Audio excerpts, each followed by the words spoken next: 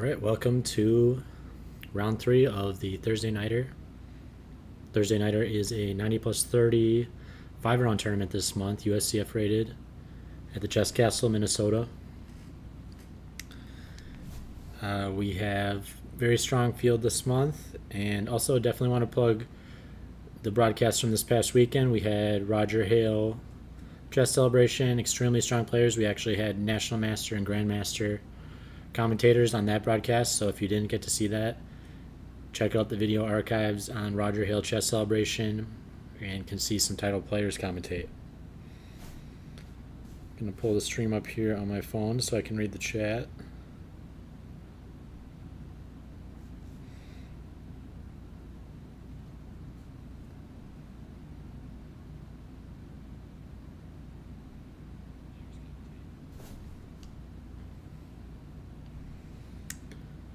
All right, and let's get into it. I think usually going to have some standard hours from 7 to 10 going forward. Just get some time to get things set up, and looks the games just got kicked off, so everyone's got about over an hour 20 each left on their clocks. So here's board 1. Let's take a look at what's going on.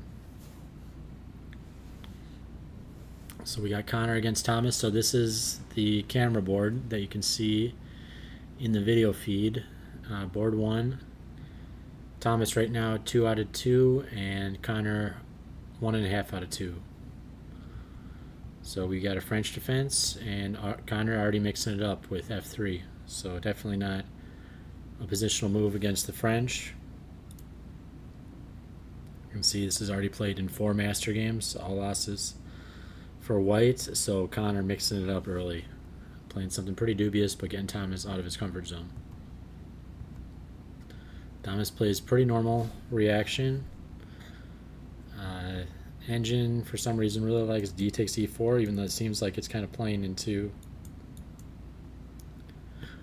white's hands, but queen h4 check is not easy to deal with. So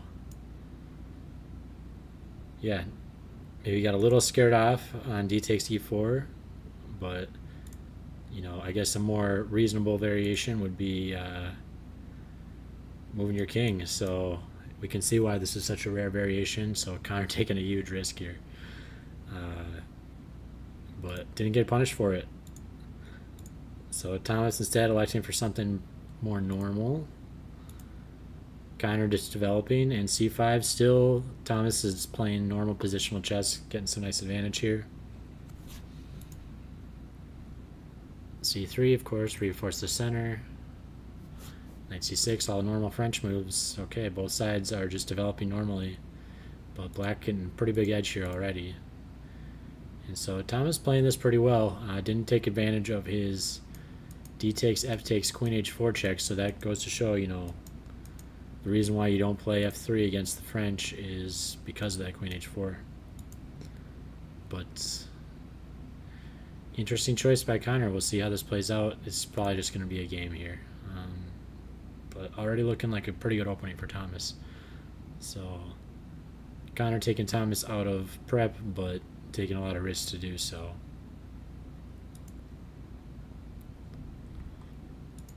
All right, let's look at Eddie against Dane. So 2 club veterans. Everyday Eddie playing in every tournament against club president Dane Zagar, and let's see what we got here. e4, e5, king pawn game, and Eddie busts out King's Gambit. So Eddie taking some big risk as well this game. Looks like that's the theme of the night. White is just ready to play some enterprising chess and doesn't mind if they're giving black some good chances. Okay, so Dane plays bishop c5. This must be his King's Gambit line. Not too familiar with the King's Gambit myself, because I'm a c5 player, and I don't dabble in the King's Gambit as white. But it looks like so far,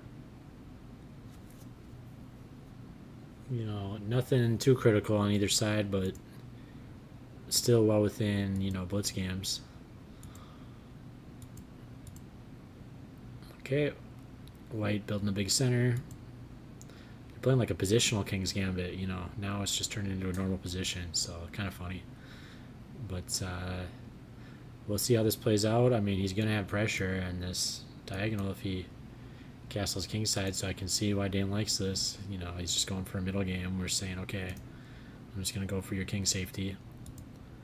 But this is a huge center, and f-file is going to be nice for that rook as well. You know, maybe he'll consider developing his whole queenside and castling queenside. Could also see that being a decent option, because it's not like black's bearing down on white's position here. Black probably just going to be developing this knight to one of these squares and getting castled himself, or maybe playing queen e7 castles. But probably not, you know, now the dust is kind of settled, both sides are going to start developing.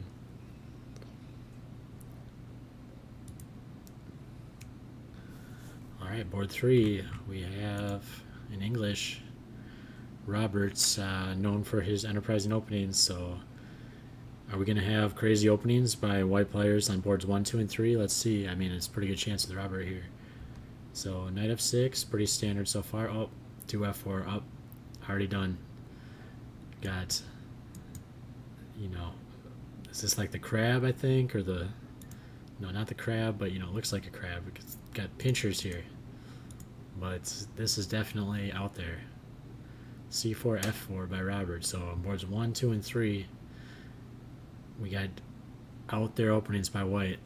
Some enterprising chess at the castle and knight. We got e4, e6, d4, d5, f3 on board 1.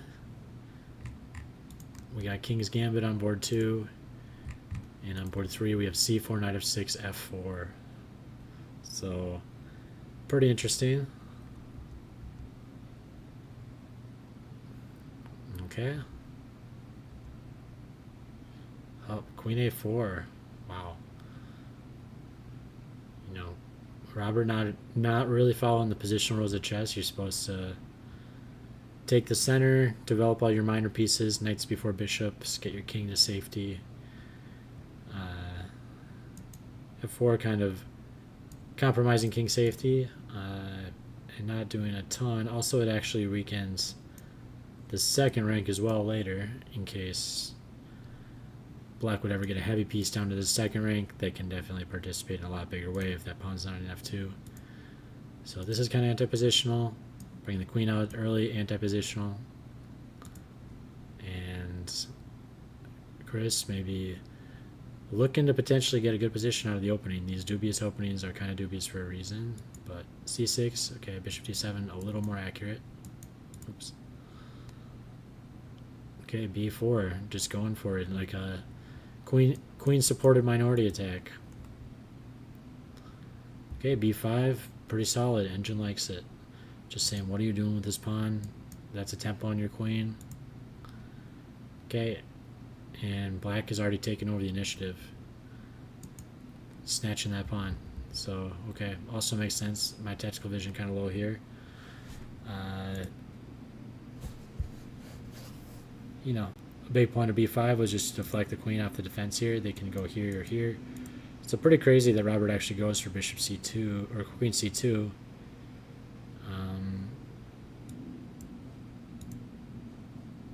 I feel like keeping connection with this pawn, you know, might be a little bit more ambitious, but maybe not ambitious, but prudent.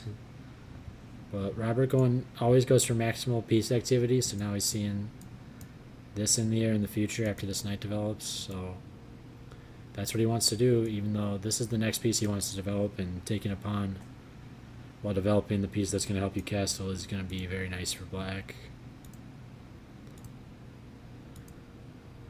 And so he just pulls that bishop back right away. He wants to be super solid against this style. He's up a pawn, he's black.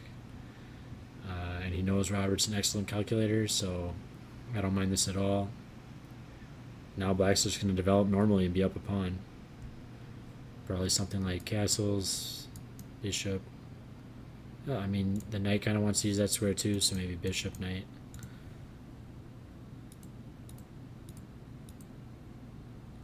Okay, preventing this. Maybe a bit overcautious here.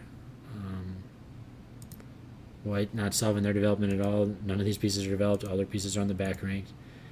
You can already think about just pressing. You know, get these pawns rolling. Engine also selects queen b6. So, goes to show how much respect people have for Robert and his calculation skills when he kind of plays like this, puts himself on the back foot. His opponents are still playing defensive moves. But I guess he just wants to consolidate that material advantage, make sure he really stays solid. But counterattacking is definitely in the air in this position.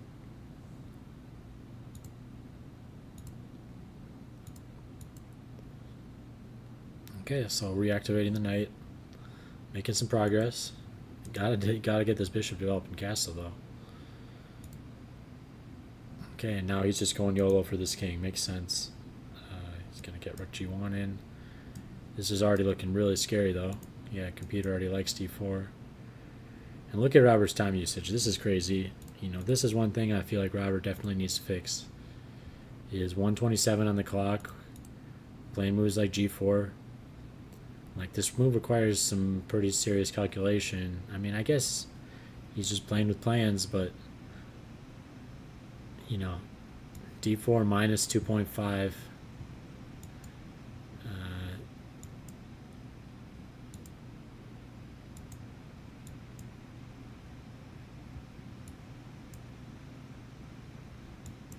You know, I mean, how you evaluate attacks usually is how many attackers do you have, how many defenders do you have, and if we're looking here, you know, they've got this piece in the defense, this is potentially going to contribute. Not a huge amount of defenders, but the main thing is White doesn't really have many attackers. They have some pressure, but this can get shut down really quickly, you know, and with a multi-purpose threat. Hit this, shut this down. Just a dream position for Black. You know, I think you can develop a lot better attacks by playing some normal positional openings and then attacking. Use those calculation skills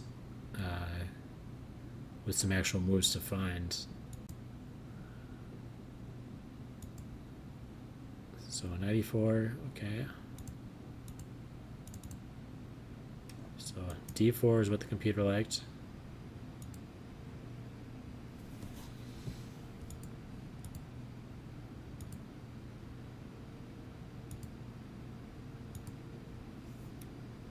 Okay, so looks like a pretty significant improvement here, just getting the knight out.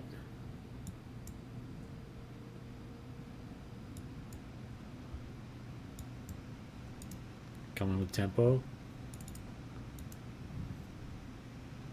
And if they play a3, you can actually still play knight b4.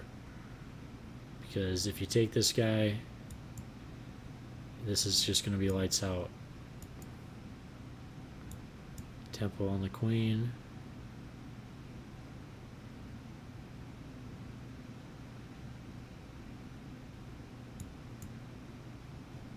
And you're actually getting your queen trapped.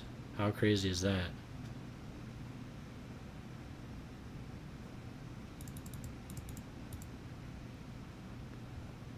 So this queen is extremely vulnerable, and this kind of shows all the square control Black has.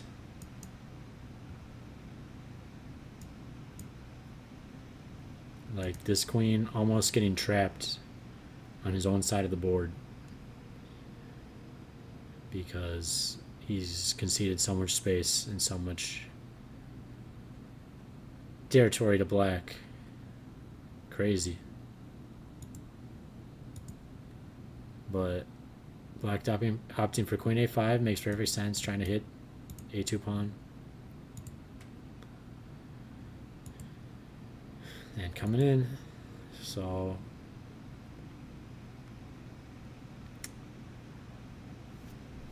looks like a great start for Chris here. Robert playing a pretty dubious opening, but we'll see how this plays out because we know Robert's a great calculator, amazing endgame player. So if Chris even slips for one move, can turn things around. But Nice opening from Chris, and we'll see how this goes. All right, so board 4 we have Michael Basil against Nathan Hoover, National Master. And yeah, by the way, all the ratings you see on the screen are FIDE ratings. So Nathan over 2100, 2130, USCF. Michael, I'm not quite as sure.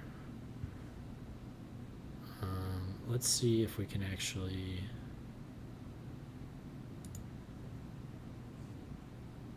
pull those up for a second.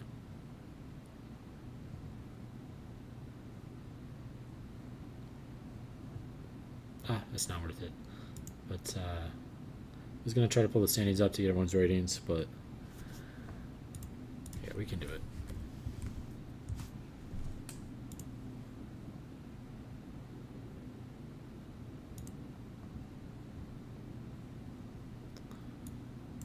Alright, so let's just get this into view.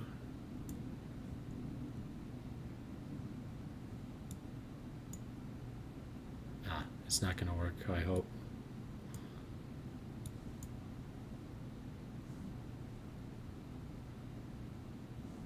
Oh well.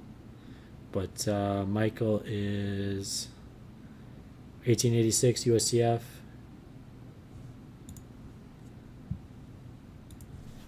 So Michael the underdog in this game.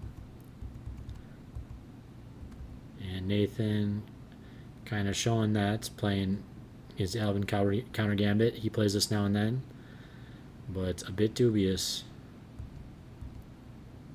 So now we got black playing the dubious opening on board 4. Boards 1, 2, 3, and 4 all playing some unprincipled chess on one side or the other, but this side we got color swap.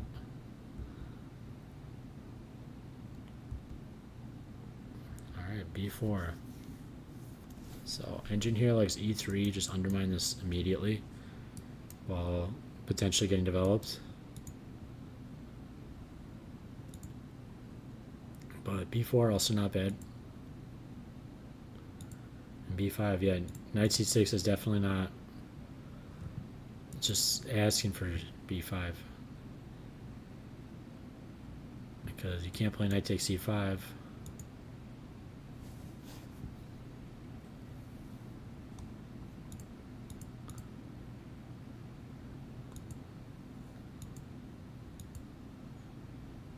So white almost +2 here already. Didn't even play the most critical lines, but Alvin counter gambit doesn't seem like it's it. So, but Nathan definitely a much stronger player. We'll see how this all plays out. But Michael's showing, he's no one to mess with. And all 4 boards, the dubious opening strategy not quite working out. I guess board 1, it did pretty much work out, getting a normal position when he could have gotten punished pretty hard with queen h4. But boards 2, 3, 4, they're all punishing that dubious opening choice pretty successfully. And here we go on board 5. So board 5, we got Yuval Shemes, Yuvi, club regular, and hopefully we'll get him on the channel soon doing game of the week. Super nice guy. Against Albert Yang, who really has been showcasing his tactics. Let's just take a quick glance back.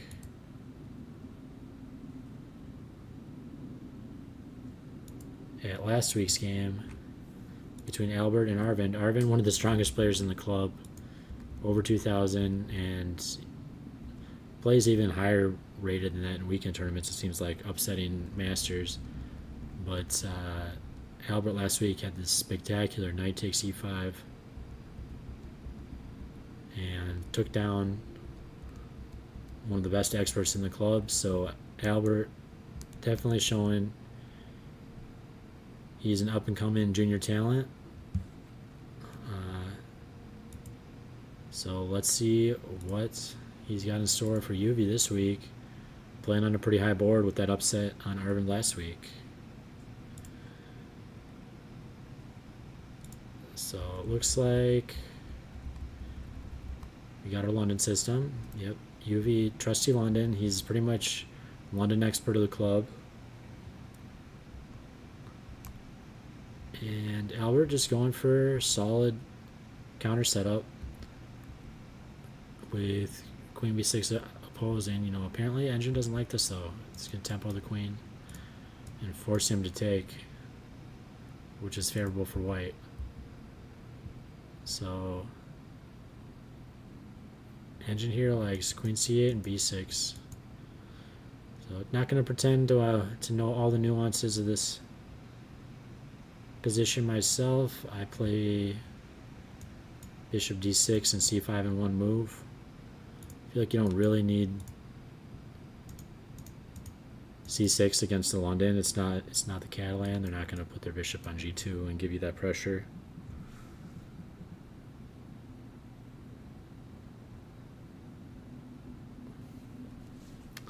So I feel like you can usually get away with c5 in one move against London, so that's what I like to do. And just swap these bishops off early. Say, you know, let's get rid of your super active piece. That's the prize of your position, and I know a lot of people like to, you know, chase it around, do stuff like that, but I feel like when you're playing against London, if white wants to kind of let you develop your pieces easily and castle and get an equal position, that's not a luxury you get in all openings as black, so you should just enjoy it and not try to punish it too hard. Just develop, castle, play the middle game, and try to win from there. But UV's showing he knows his stuff against some by-hand moves from the London, because this is already turning into a very nice position for white. You get a nice grip on the queen side, and it doesn't look like black's going to get any type of counterplay or counter breaks. Okay, so h3 a bit too cautious here. Computer like b4. Just going for that minority attack right away. And really, if you trade here, this pawn's going to be very weak. And you just got this beautiful pawn chain. Total control over these dark squares. h3 a bit cautious.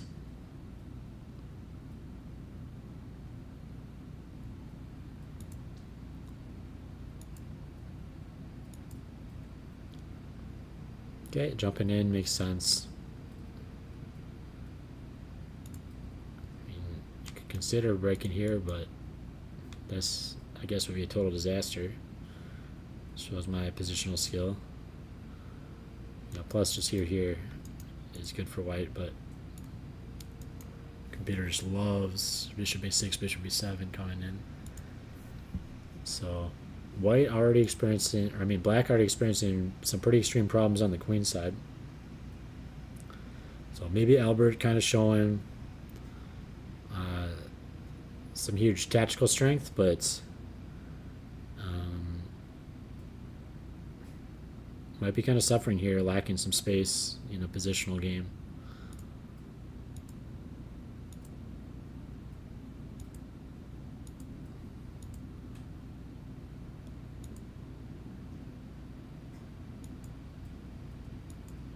Alright, we got the bathtub. A nice formation in general, but you know, this looks a little weak, but it doesn't really matter. The bishop's over here. You know, the main thing that is, though, white just has a huge space advantage. So they're controlling a lot more squares. Squares that these pieces want to use. And a lot more territory. You know, black's got, you know, a little bit of control over things, but it's night and day when you think about it, and we still have 3 minors on the board, so 3 minors for both sides. This makes the space advantage even more significant. So yeah, UV in great shape here. General strategy, just keep the miners on, get developed. He doesn't even have to castle. He might just bring the king out and get the rook to the open file this way. Get this type of stuff going on. And he has a huge advantage on the queen side, controlling all these squares over here, and it's hard for black to get defenders over there to deal with defending these weaknesses. Definitely expecting this to turn out well for UV, and want to just avoid piece trades. So we'll see how this plays out. UV in the tank now, and time advantage also shows. He's got a dominating position here, +2, and he's still got 126 on the clock. So he's really been playing from preparation, knowing ideas. This is where experience as a chess player can accumulate, and if you play a million games London, you know how to play c5, clamp down, and use that space advantage when someone allows you to force queen takes b3. I'm sure he's played this in a million blitz games and analyzed it in a lot of classical games as well, so his experience showing pretty good dividends here. So good shape for UV, but we know Albert's good at tactics, so keep your wits about you the rest of the game. A lot of miners still is good prospects for tactics, even though the queen's being traded off is definitely good for UV.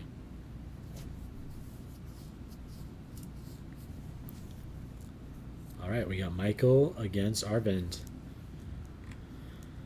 And so Michael probably not loving his pairing this week. Arvind kind of got upset last week, so getting paired a little bit lower than he usually would.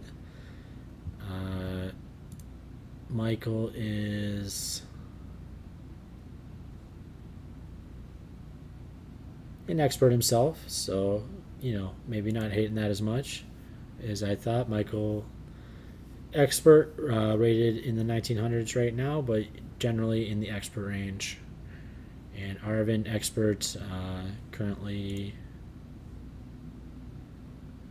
2039. And Arvind this past weekend almost was on the verge of having a huge upset against 2300 plus Andrew Titus. Didn't end up closing that out and lost the game in the end, but Arvind really showing he can hang with masters even. So impressive player. And we got a fight here, okay? Sicilian going for closed Sicilian. Knight c6 pretty nice against the anti-Sicilians. And we got kind of a Rossolimo style closed Sicilian, but definitely not the same. You'd much rather have your knight on f3 here, according to the engines. Okay, knight d4, the critical punishment of the Rossolimo close. And yeah, we're still well within master theory here. I mean, it's a bit, masters don't love to play knight c3 as white, but they do on occasion. It's still kind of a zeros position. Okay, now we're getting out of book. So Arvind, clearly on his own here. He's a pretty well-prepared player, so if he was prepared in this position, I'd be expecting knight f6 or knight e7, which are the moves masters play. So pretty likely Arvind's on his own at this point. And that's, I guess, the big advantage of playing something like 2 knight c3, is you really give up a lot of objective advantage compared to playing, say, the open Sicilian, but you cut way down on your workload. That's one huge advantage, and you make things a little more rare, kind of, where black's not going to be totally in prep to the point they would be playing against, say, open Sicilian.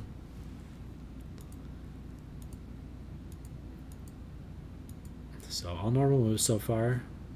Makes perfect sense. Let's just get this pawn chain going. Now we can kind of think about all these moves in the future as we see fit. Want to stay flexible with that. Definitely don't want to just autopilot f5. And Michael definitely understands that. So,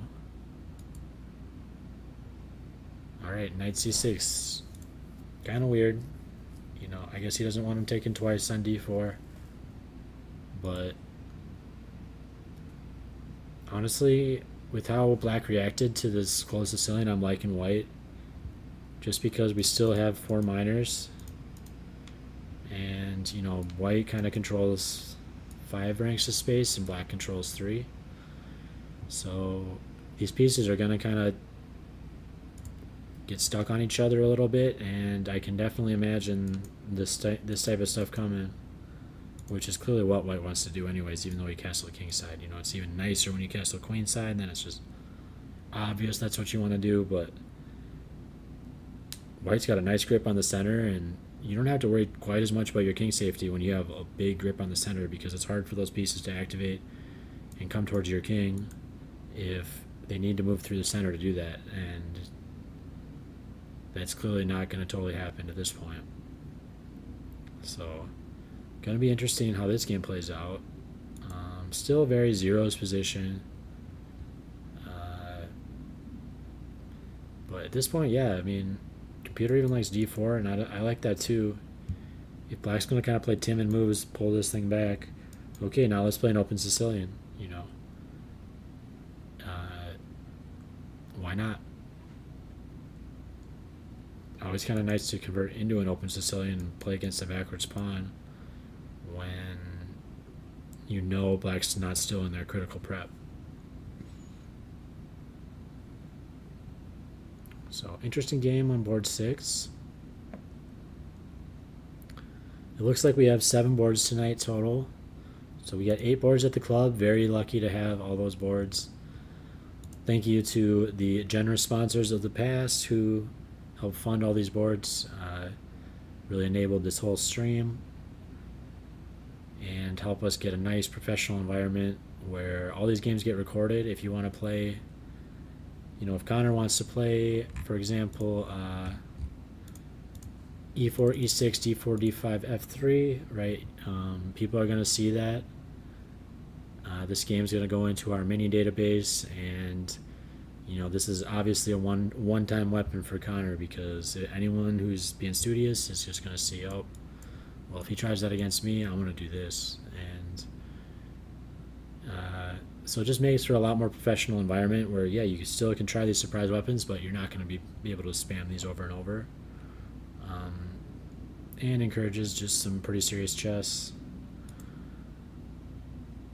So board 7 looks like we got the open section, and actually you can kind of see,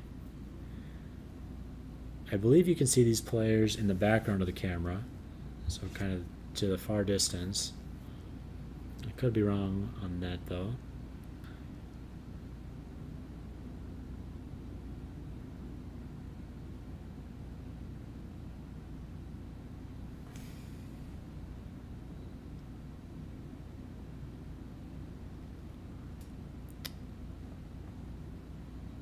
And yes, so let's take a look at this game. So we have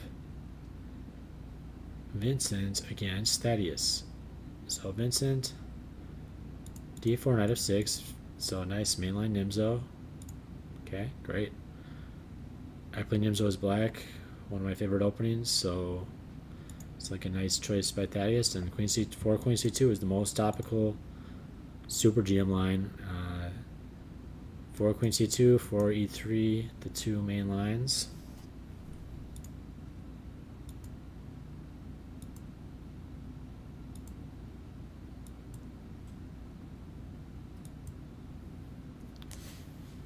Okay, going for a Queen's Indian type setup. So, the nice part about this is for white is he hasn't developed knight f3 yet. So he can still kind of set up this phalanx against this bishop, reducing its activity a lot. Usually kind of knight f3 is a nice trigger where Queen's Indian is going to be a lot better, because you're going to be able to successfully battle for this e4 square, which this bishop contributes towards a lot. So okay, and Vincent definitely showing his positional class with f3 here. Ben Feingold never play f3 anti-positional, but these dark squares you're not getting at this king in any way, any form. And this pawn chain plays against bishop e7, so Vincent really showing he knows his positional stuff.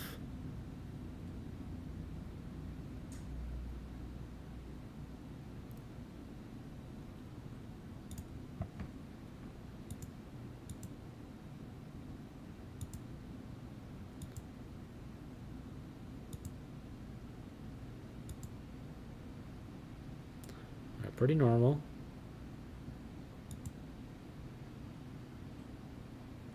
You know, White's really got to deal with this development, though. You got to get this bishop developed. You got to get this king castle. And he knows that, so getting it done. But already starting to kind of see the problem with the disconnected rooks. And Black's really, done his opening as it should be done. You can look, he's developed all his minor pieces. He's castled. And he has one less tempo. So this kind of shows some of the power of the Nimzo Indian defense. It's just very positionally sound as far as development goes. And finding a development disadvantage is really how you get behind in chess, especially in club level chess. Which, when you play knight f6, e6, bishop b4, you're getting ready to castle by move 5 almost, right? Yeah, he castled. White actually move 4, So you really solve a lot of the big problems you're opening quickly. And then you can kind of develop this queen side flexibly. So this is why Nimzo Indian is a really powerful opening and why I like it myself. And you force, one nice part about queen c2 is it defends the knight here, but this is also kind of slow. So you're not going to have to play this anti-positional move, b takes c3, but you moved your queen, you can move your queen again. This is not significant development. The queen is actually not well placed on c3. You can get attacked. So you're basically preserving your structure, and you're giving yourself some nice attacking chances sometimes, but definitely has its downsides as well. And so preserving the structure, but now kind of hard to develop.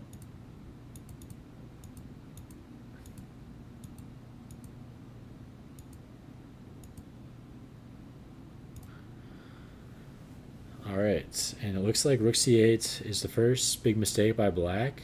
Black really playing an excellent Nimzo game so far, but when you see this king on e1 totally undeveloped, he needs to get this bishop out and get castled.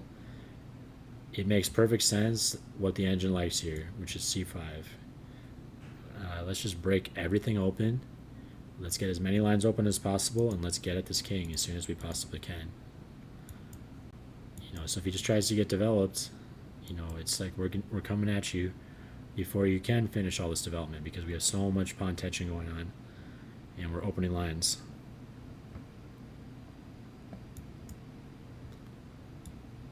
And we're getting our pieces in before you can, so you get castled, but now we come in with our heavy pieces.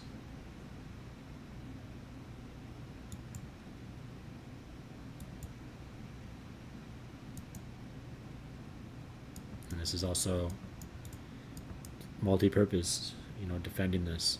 So easy for me to say with an engine, of course, but makes perfect sense when White kind of neglected their development in the opening. And this is actually a big downside of the Nimzo for White, is it can kind of tempt you to do this. You have to pick between staying even in development and not making positional concessions, or playing moves like b takes c3 but staying totally equal or ahead in development, and maybe playing for an attack against Black's king instead of what's going on in this game.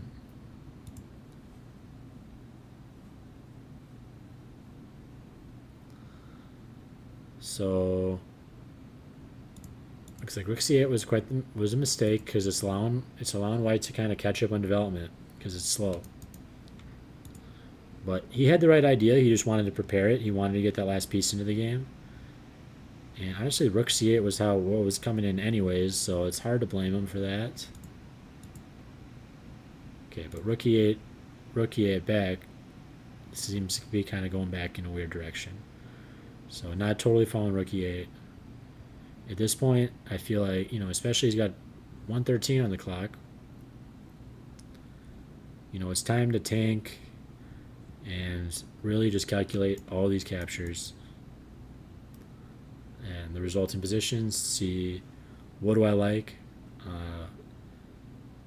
Are any of these positions leaving my opponent with a disfigured pawn structure that I can potentially play against in the end game?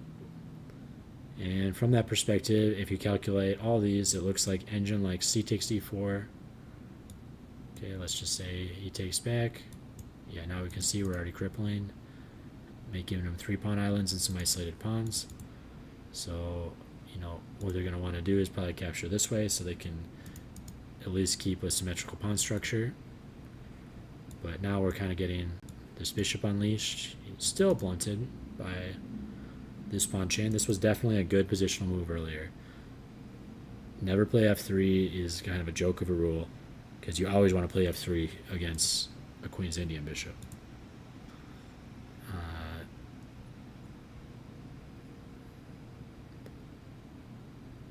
So, this way black would have gotten a little bit more activity for their pieces.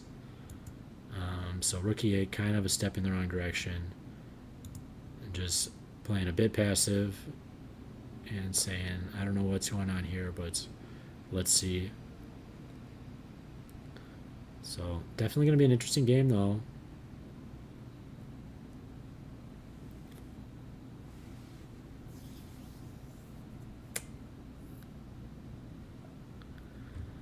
All right, well, I have gotten through all the games, so I'm going to take a short break and leave it on board 1 here, which you can see on the camera. So it looks like this one's developing in a pretty straightforward manner, so working out better for Connor than it should have. But also Thomas getting his fair share of typical French play. f3 again, not misplaced here, suppressing this knight, especially this important e4 square. And it's really hard to imagine how these dark squares are going to be a big issue for Connor. So, interesting game here. Black's got to share the center. He's got this backwards e-pawn.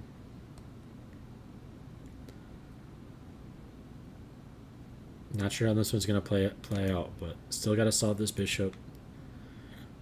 It's an totally even position, but I definitely favor white a little bit. But all right, I'm gonna just let's see. Does he have a? Nope, doesn't have a guard here. But I'm gonna take just a quick break here, and be right back. And I'll go through each board again. So, thank you to the viewer and the audience. Appreciate your viewership, and also a big purpose of this recording is so hopefully some of the players who are currently playing check out the replay, and it's for the players playing as well. So I'll be right back.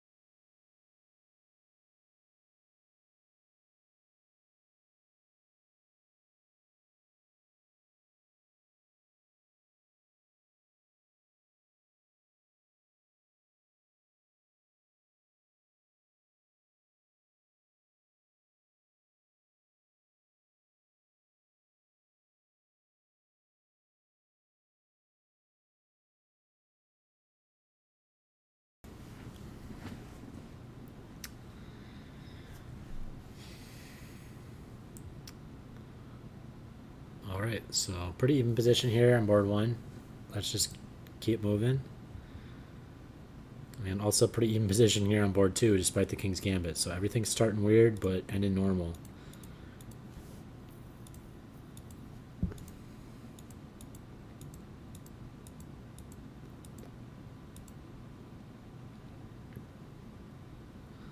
So white in both these top boards playing a little fast and loose with their king safety, but didn't get punished to the max. And white in this game definitely getting punished a bit more to the max for neglecting their king safety. So let's see here.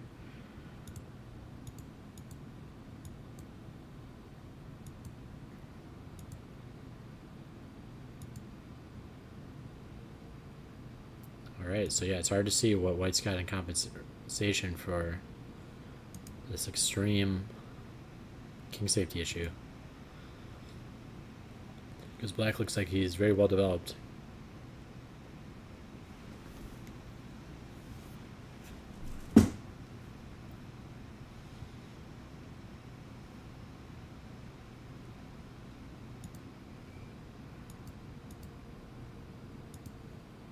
Wow.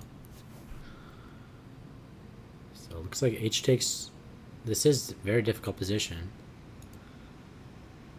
Pretty natural move here, but this turns out to kind of be a blunder because white could have played h4 here. And if you keep it closed, they're still getting in.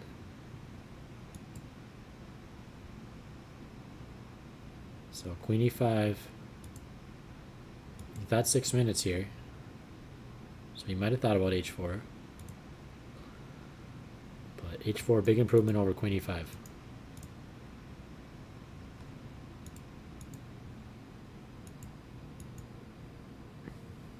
Alright, and this is still interesting. I mean, this bishop is a rock solid defender of this king. You know, you're not getting at this king in a real way until you trade that bishop off. I mean, you can also magic it in a real way with something like that. So this is also pretty scary for, a lot scarier for white than black. I mean, this is kind of what I'd be playing for sure. But knight covers that, so that's not really maybe the best immediate play.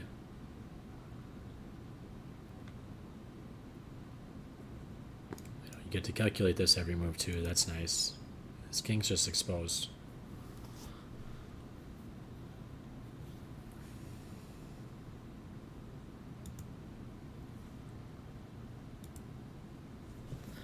Alright, let's look at Michael against Nathan.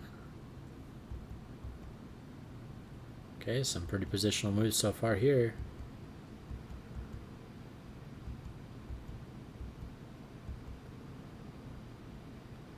Yeah, it's tough to see what compensation black is getting for their suspect opening. Alvin counter gambit. So I'm a bit biased, but I do always like to see people punish the dubious openings with nice principled chess. But chess isn't all about the openings.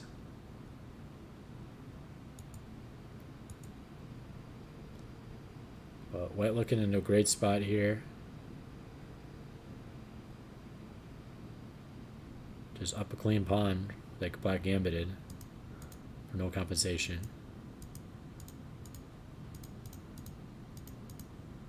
So if you look at the position, you wouldn't think it's plus 2.2, but it's not only that white's up a clean pawn, it's also they have all the positional trumps. They control way more squares of the board. They have a space advantage. It's difficult for black to develop other pieces, and there's still 4 minors on the board. But that fact that there's still 4 minors on the board might also benefit Nathan being in a tough position. More chance for complication and tactics, but white in a totally dominant position in this game. So let's keep going with our London game, where when we last left off, UV was kind of Positionally dominating this one with a nice clamp on the queen side.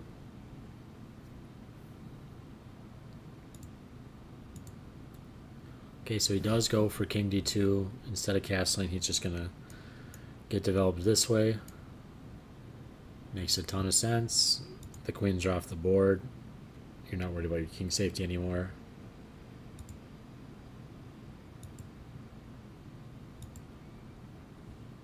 Okay, going for c6, just getting rid of these double pawns, even though I don't totally love that. I mean, I can see what he's getting at. He wants the bishop in. He wants to get at this newly weakened pawn. But this is just such a beautiful pawn right now. It just totally suppresses bishop e7. It totally suppresses knight b6. Like, I can't imagine, this being worth it. Because this pawn is currently killing 2 minors. But computer still likes it. Because you are getting at this weakness. And if they just defend, oh, you can't defend. Yep, that's my tactical vision. Can't see a pin.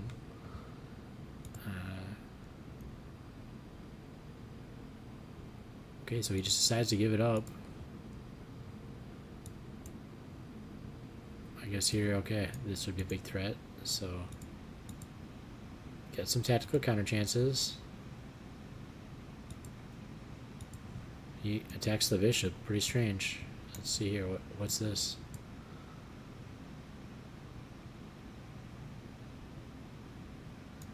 I mean, this pawn's hanging. Computer likes king d1. How strange is that? This makes way more logical sense, but now you're kind of locking this bishop, this rook out. So it does kind of show, if you're gonna go order of operations, it probably would make more sense to get the knight out first, because look, this king's shuffling around. You still got to get the knight out to get the rook out. So maybe it would have made more sense to go knight f3, then king d2. But it's still hard to kind of anticipate rook b8, rook b2 coming. But it also kind of goes to show maybe c6 was premature. You've got a dominant position. You're plus 1.5. I mean, you don't know that if you're playing, but it's just kind of silly to go, to open lines and go for tactical operations when you still have totally undeveloped pieces. Especially when, you control everything. And this pawn is suppressing. So to me, it makes a lot more sense before c6 to just finish development and then play something like c6 and go for this pawn. But easy to armchair quarterback at home with the engine on.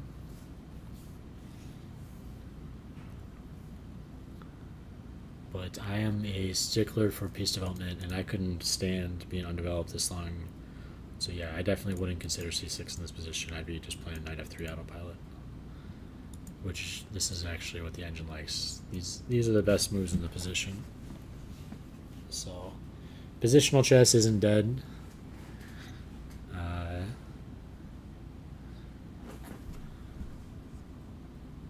Happy to follow the principles of developing all my minors and castling and getting every piece in the game before I go for operations, unless I see, if this was winning a piece, if this was winning a full pawn through force variations, you can calculate, great.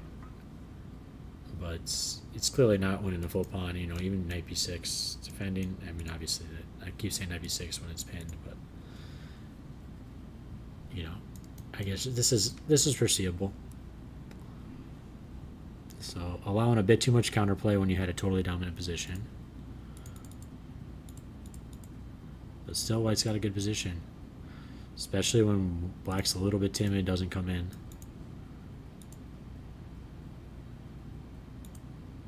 And so his plan kind of worked out.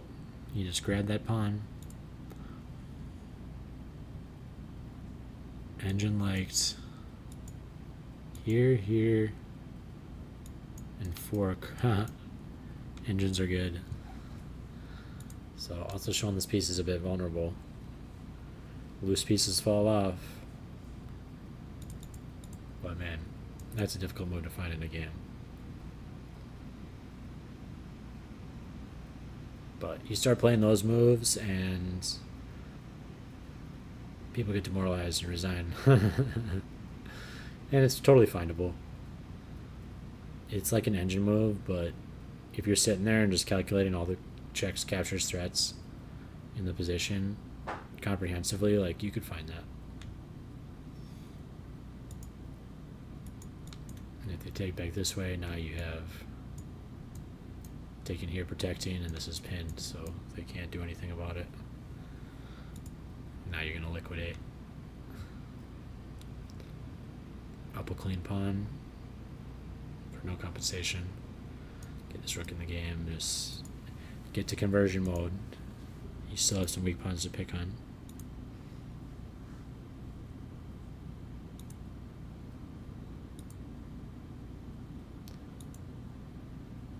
So e4. So Albert clearly desperate to get active. But again, rook b2 would have been a lot bigger counterplay. So this is just playing into white's hands, because now you can block. This is defending anyways, so you could play king c1. But also, you know, this was a big saucer kind of defending the activity of this bishop.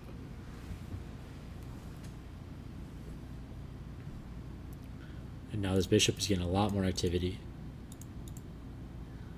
And this knight's just going to reroute back into the game, no problem. So you just really activated your opponent's piece in a major way, while also kind of killing your own piece. Like, this piece was diving in here. So this is really going a bad way for Albert. And kind of showing, you know, he's probably a tactics guy, because not respecting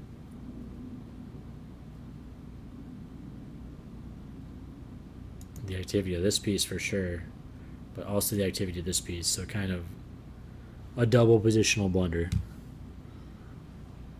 You made your own piece a lot worse while making your opponent's piece a lot better in one move.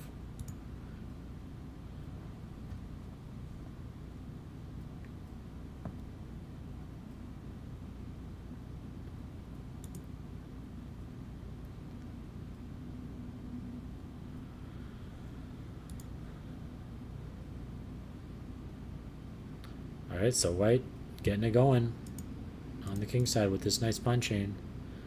And yeah, like I suspected earlier, this is some nice positional. You know, I think it's justified to do it. You know, it's a bit risky, but you control the center. Black doesn't have any pieces that are going to enter attack against this king anytime soon. So, and your pawn chain points towards the king side. You have space there. I don't think this is anti-positional by any means. Okay, I do think this is anti-positional. You're going to need this bishop to successfully attack, even though it looks bad right now. Eventually, you can imagine playing f5 in certain circumstances, opening that diagonal. To me,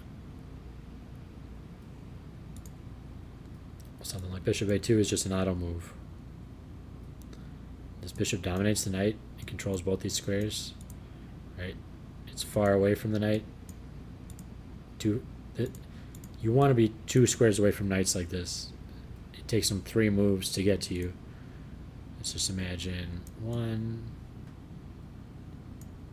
How can I even get 1, 2, 3, right?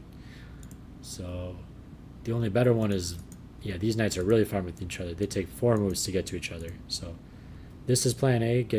Put your pieces corner away from the knight. That takes some 4 moves. Let's go 1, 2, 3, 4. And 2 away is 3 moves. So 1, 2, 3, and then a plus away is also 3 moves. So 1, 2, 3. So you kind of want to stay a corner away, plan A against knights. 2 squares away, plan B. And a plus, a plus away, plan C. And what you really want to avoid is like this square, right? They can jump in 1 move and hit that, jump in 1 move and hit that. So to me, bishop a2 was kind of an auto move. And also I just love this piece when I'm trying to get this thing done, right? Like, you're going to open this diagonal. You've played all these moves. You're going to be able to get f5 in at some point, either after g5 first or later. So just allowing them to chop this thing makes not a lot of sense to me. Although computer actually doesn't hate it. Now it's saying, okay, new plan. Play against backwards d6, so maybe Michael's outclassing me positionally. And it's just kind of a Maroxy guy who really wants to play against backward pawn instead of realize his kingside attack. Which is a nice feature of playing like this. You know, you haven't committed to a full kingside pawn storm yet. You've just taken a bunch of space on the king side. Like, yeah, your king's a lot more drafty here, but you don't have to keep going g5, f5. You don't have to do that. You can just chill, control this whole half of the board, and now play against a new weakness. So, actually not hating this at all. Michael might just be a more positionally inclined guy who sees a chance to hit a backwards pawn and let me do that instead of risk it all with these YOLO complications with my own king exposed.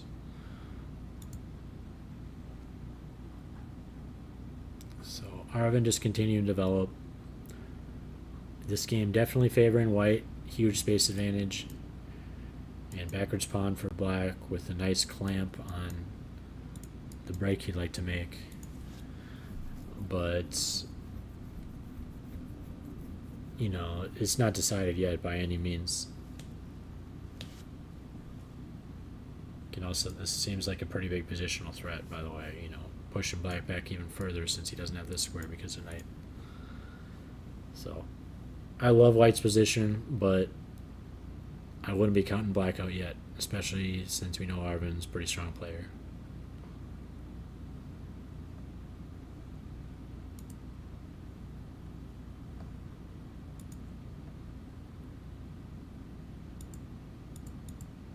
Okay, we had the strange rook e8 last time we left off. And all this tension's resolving.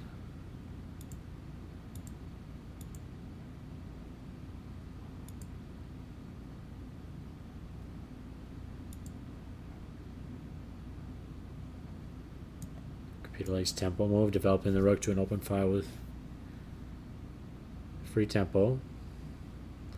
And still, yeah, I love white's position here. I love that they played f3 earlier. This is all black was playing for when they played with this bishop b7, and you can even see now just nothing's happening with it. So this makes perfect sense to me. Rook a1, queen c8, and now get this bishop out of danger. Decide what do you want to do with it. A lot of good options. I mean, this is still a super useful diagonal. This is very useful diagonal, maybe potentially getting a battery going. Maybe swinging in. Maybe protecting this pawn. If for some reason he doesn't take it.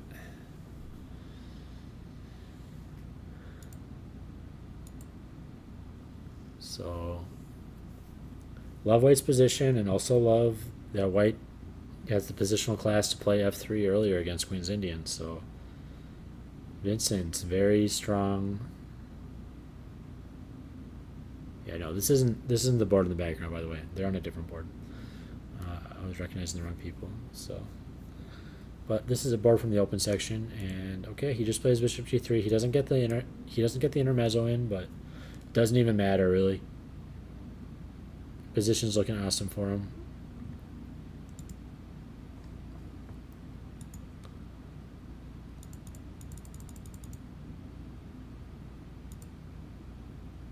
so Connor lashing out with f5, and we got en passant.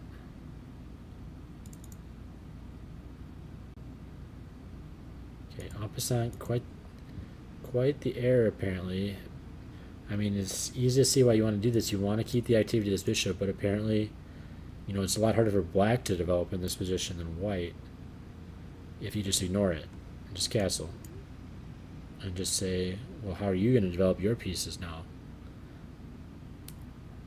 You don't have breaks. We already played this.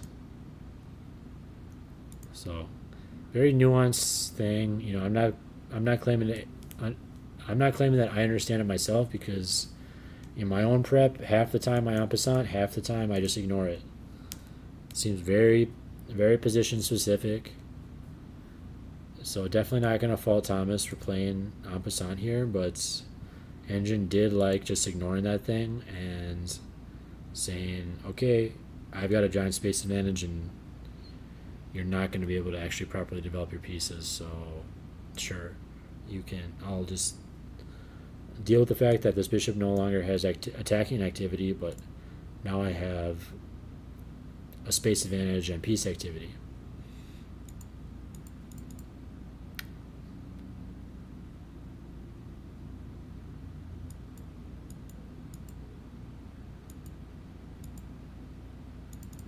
So rook takes is a pretty interesting choice, and Engine likes it best. B takes would have been more positionally sound, but rook takes get nice activity for the rook. And if we imagine here, now all the white's pieces are extremely well placed and active. And even though black's got the IQP, they're supposed to be the one attacking. White's the one attacking, plus black's got the IQP, so white's got all the trumps in the position. Actually blockading this IQP while also attacking. So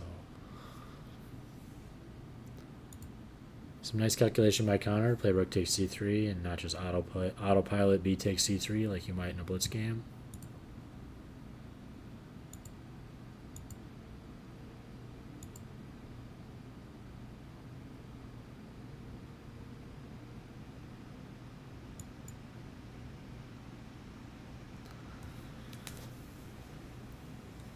All right, and Connor's starting to take over here. He's got a lot better placed pieces and a better pawn structure. Black would much rather move this pawn to the f7 despite not having any central control, because the squares this pawn controls is also well controlled by white. And this is not going to really... This is not a difference maker square in the position.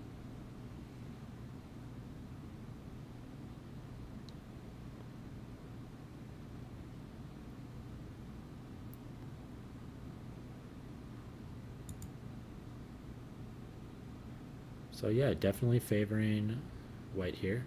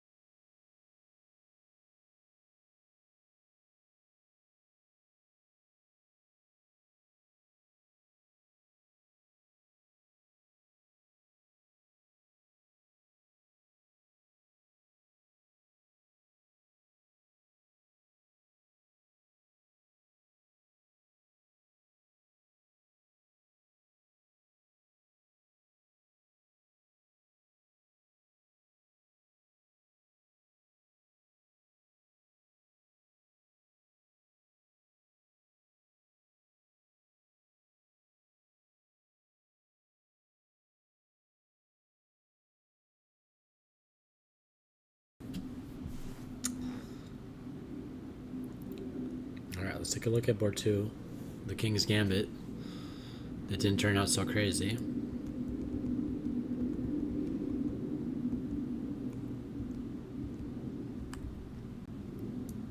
So a bit anti-positional.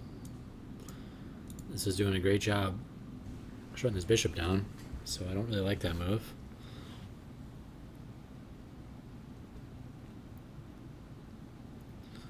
Like, especially if you already invested in c3, what are you doing playing d takes c5?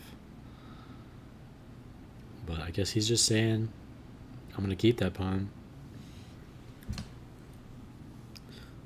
Not how I don't want to play chess, though. I mean, I want to keep developing my pieces, and I want to keep suppressing bishop b6.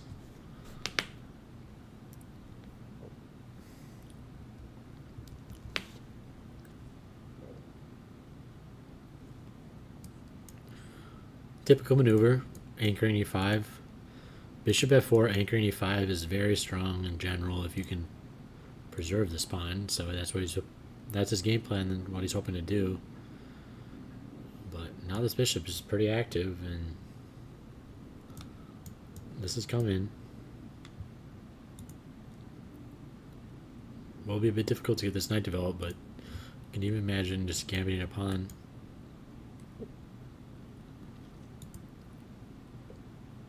So, don't love White's game plan here, but he is sitting there calculating in the classical game, and I'm just observing the position for 2 seconds.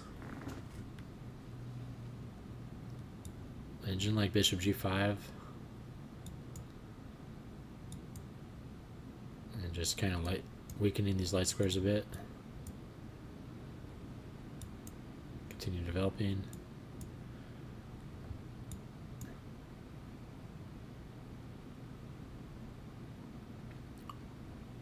So, interesting position. I'd rather have white for sure.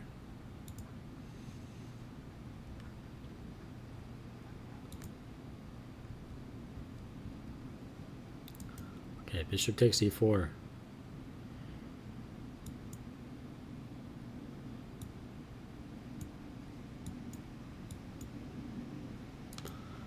This will be a huge asset if this goes down.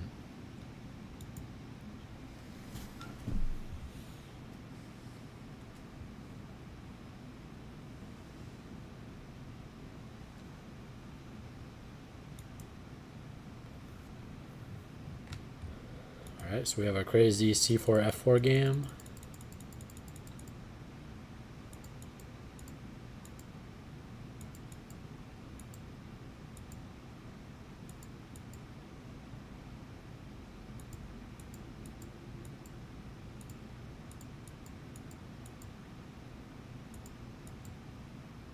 Look at these players, man. This is not how I'd play classical chess either. I mean, they're blitzing. They're playing like this is rapid.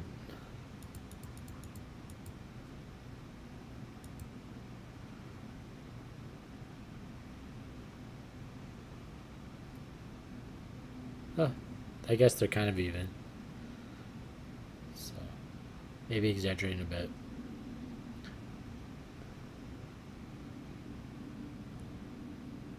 The clocks are starting to get, everyone's still comfortable.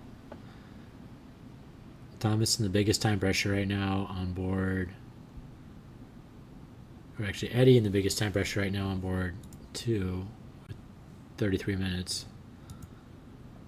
And Thomas with 37 minutes. Eddie just a time trouble addict, though. He'll get to 1 minute every single game and then still play excellent moves. Playing off increment with a minute, so not the strategy I'd employ, but it works out well for him.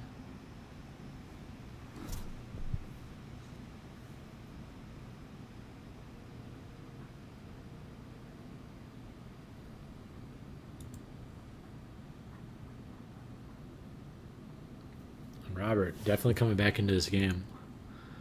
So let's see what Chris's big blunder was. So -4 at this point.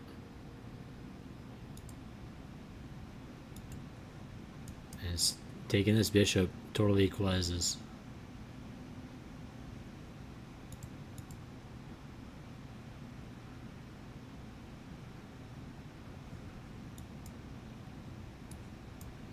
Rook takes g5. Crazy.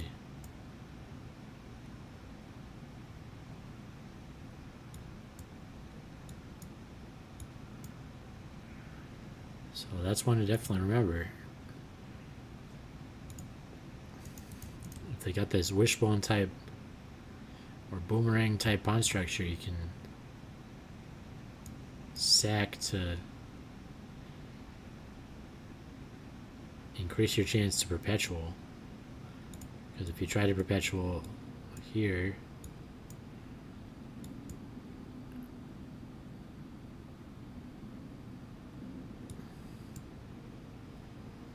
okay, looks like king g6. Okay, so that's the main perpetual defense. Interesting. So that's why you had to play rook takes g5 to prevent that perpetual defense, and then you can just check.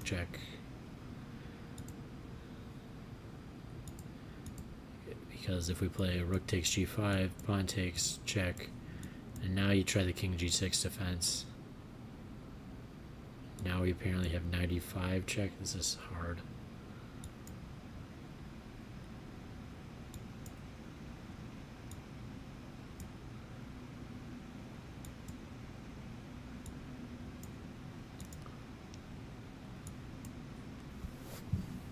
Yeah, good luck finding this stuff. It's computer stuff.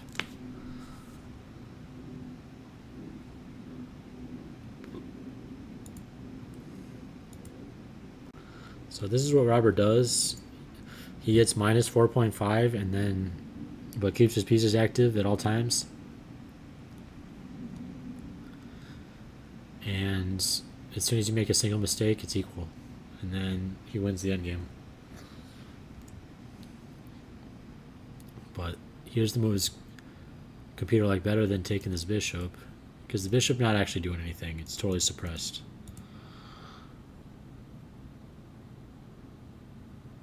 Computer like bishop d8, weird, disconnecting the rooks. Rook a d8, a lot more normal. Pressure this knight.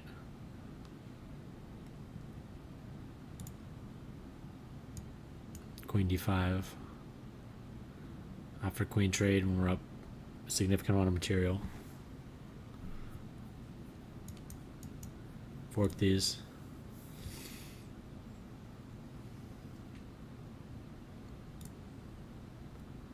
Okay, we got to move in the game. King h8. And, I mean, I'm not sure what Robert's temperament is as far as accepting draws when he's, like, gonna lose. Because this is pretty much autopilot decision objectively based on what the position calls for, but you know, I'm not sure what an attacking player always wants to do. Sometimes he might just not care. Rook left anyways. That's definitely what he's calculating. He's like, can I just rook lift and mate him? And oh, you can check me and you can lose this rook and I'll mate you. Right, let's just imagine this. Oops.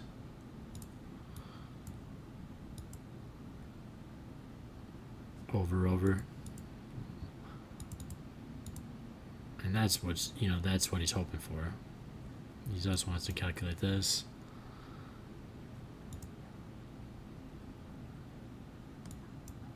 But apparently here is a couple cold-blooded moves.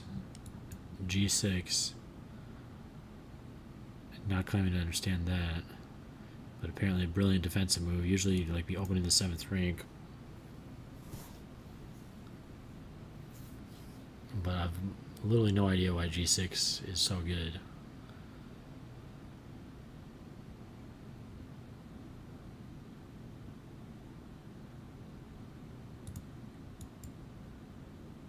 I guess just clearing King G7. Okay, so that's the idea. So it's just saying this is an amazing square for my king. You're not going to be able to get at it. You don't have any pieces to attack the dark squares. This is, on our point earlier, three moves away from this knight. And if you take this thing, I'm going to take back to keep the G file closed. So interesting. Not a move that would, this would call out to me if I could like bring a rook into the defense or if I already had like rook a7, but just with the idea of we need to make more room for our king, and then we can challenge on the H file. So computer is teaching us defensive lessons 101.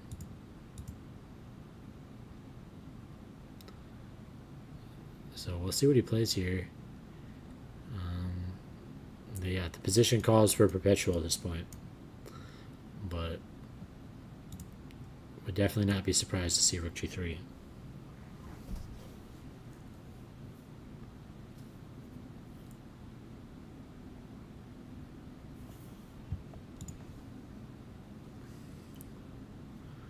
All right, Michael against Nathan with the Alvin counter gambit. So Michael just nursing his pawn up position with much better pieces. Yeah, I mean, I'm sure it's worked for him now and then, but if I were Nathan, I would retire the Alvin counter gambit. But since I said that, he's probably going to play it next game.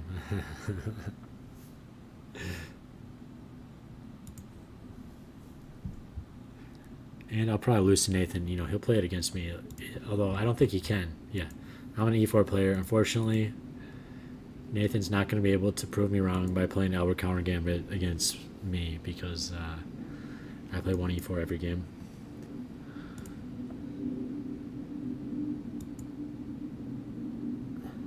All right, UV against Albert.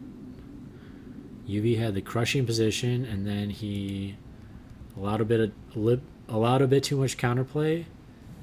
But let's see how this is shaping up. Still had the nice position, and yeah, and won his extra pawn, so his gambit paid off. Yeah, and then okay, this is where we left off. Albert actually ruined his own position with e4. Kind of kept going. Okay, just totally given thing. I mean, he's just going to defend here.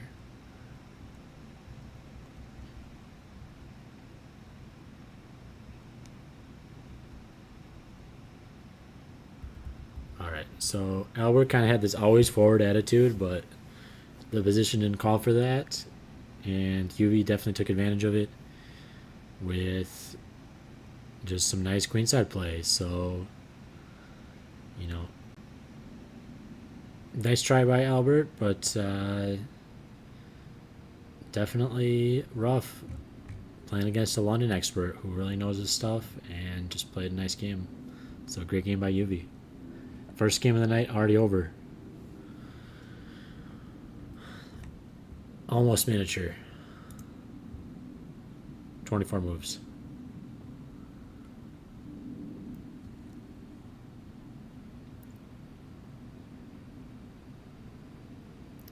You can see Dane on the camera to the left there, the hat. Got Connor to the right, barely off camera. And in the far back left, the camera feed, we can see some players playing in the open. So we kind of got the reverse camera feed tonight, facing the whole club. The entrance to the club is to the front right.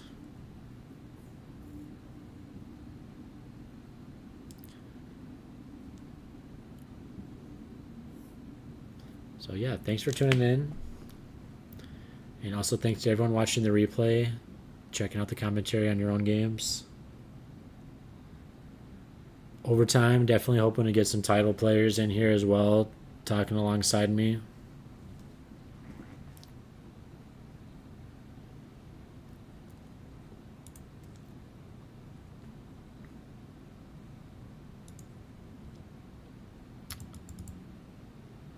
Alright, here we got the backwards pawn conversion. Switching from a big kingside tack to a big winning on all sides of the board, and also just starving his pieces of squares. I like g5.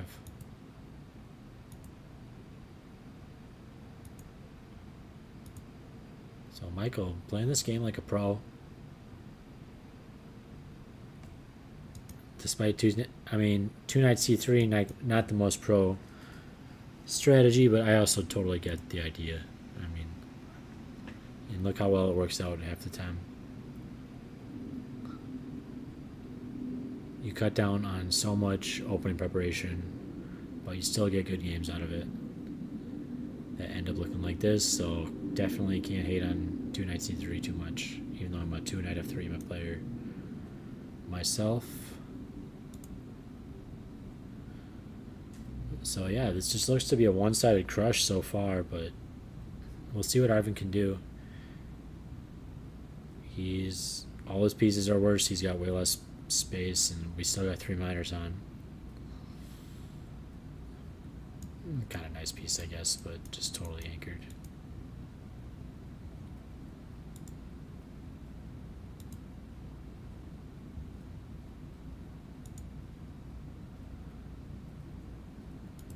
All right.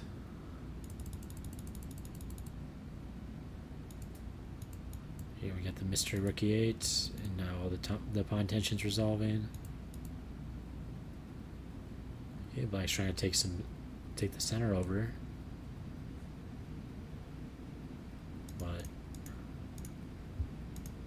6 against 5. White's up a clean pawn right now. Well, maybe not clean yet, but they're up a pawn. Got that tempo in. I move late. I preferred throwing that tempo in right before bishop g3. So always something to look for in your own games. You can think of an attack on a queen like a check, because 9 times out of 10 it is as good as a check.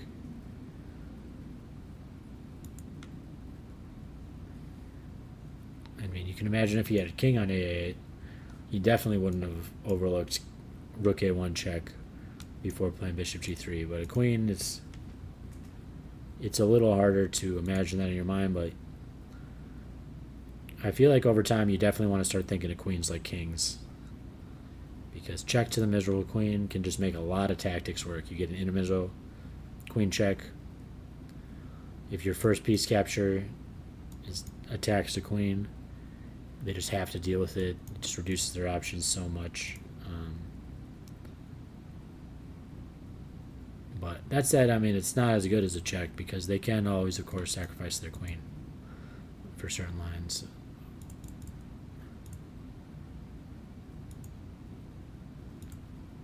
Okay, rook a5, computer hates it. Pierce wanted to take this pawn first.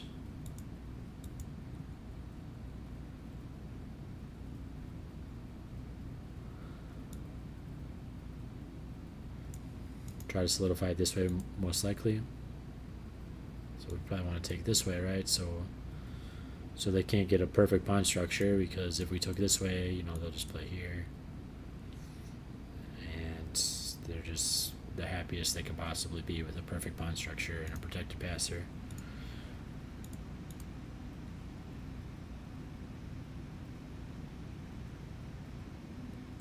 But if we took here, it's still not much better. So they can even just hit this. Say pull it back. I mean, there you might get forked, but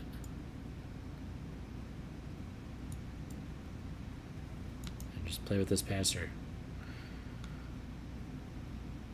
I mean, this bishop looks kind of bad for the moment. It's still pressuring a pawn, but the pawn's over defended. But it can reactivate at any moment. Oops. Not controlling my arrows well here. You can reactivate at any moment on this diagonal, and it's a useful defender this way. You can imagine it coming in this way, maybe attacking the pawn. Maybe coming up this way, anchoring the pawn. They've got a bishop pair. White also has a dark square bishop that black doesn't have, so they already have a lot more control over the dark squares. So Vincent just totally dominating this game in all facets of the game. He's done material. His pieces are better. He's got the bishop pair. His king safety is relatively better. So this plus 2.4 eval I'm seeing here that we can see on the eval bar is totally justified.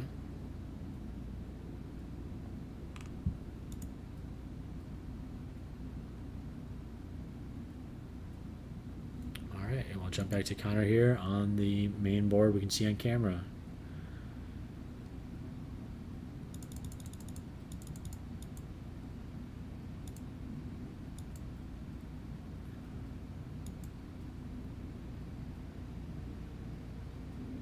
So this pawn, rough. I mean, this position is really taken over for Connor because now he really just has the superior pawn structure. His pieces are better. He's better developed. This rook's not developed at all.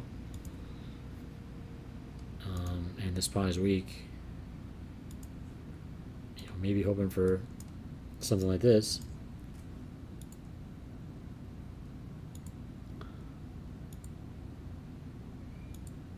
This is the fourth. Bishop c4 is the fourth best move in the position, by the way. So, position is very dominant for white. Connor making a good case for 3f3 versus the French, but not totally justified.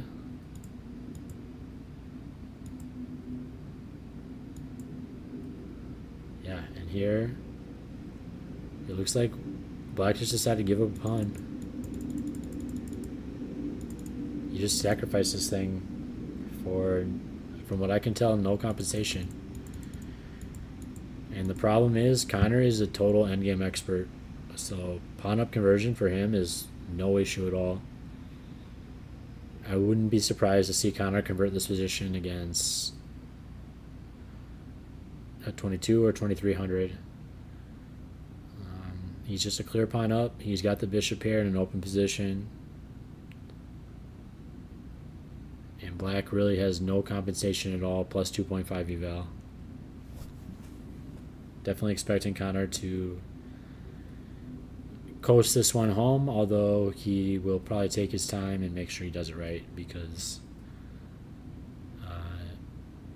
Thomas is very high rated and he doesn't want to take him for granted, and Connor is also on the path to master himself, title that Thomas already earned. And you really can't let a position like this slip if you want to make 2200 rating.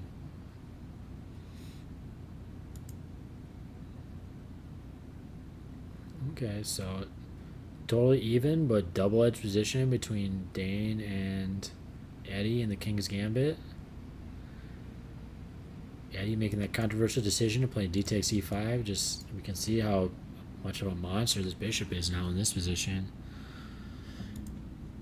But totally double-edged. You know, I'm sure White wished they could have gotten their king castled queenside before this rook was bearing down. You can't castle kingside either. It's a big question mark. Where's this king going?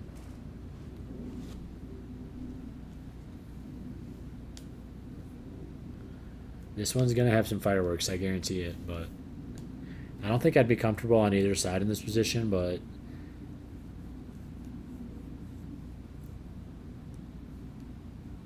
to be honest, yeah. I mean, I like White at first glance because of the central piece activity, but I don't see how I'm dealing with my king safety issue as White. So I think I'd prefer Black in this position. And Engine's preferring Black slightly as well, just because. Yeah, how you dealing with this guy? It's a lot more stressful for Eddie than it is for Dane, and Eddie. Time winding down, 18 minutes on the clock. Dane over an hour. Dane's moves play themselves. Yep, develop. So, I'm liking Dane in this game. Double-edged. Anything could happen, but king safety, you know, major issue, and no surprise that there's a king safety issue for a King's Gambit player. It is a king safety. You know, he did actually compromise the king safety on move 2, so.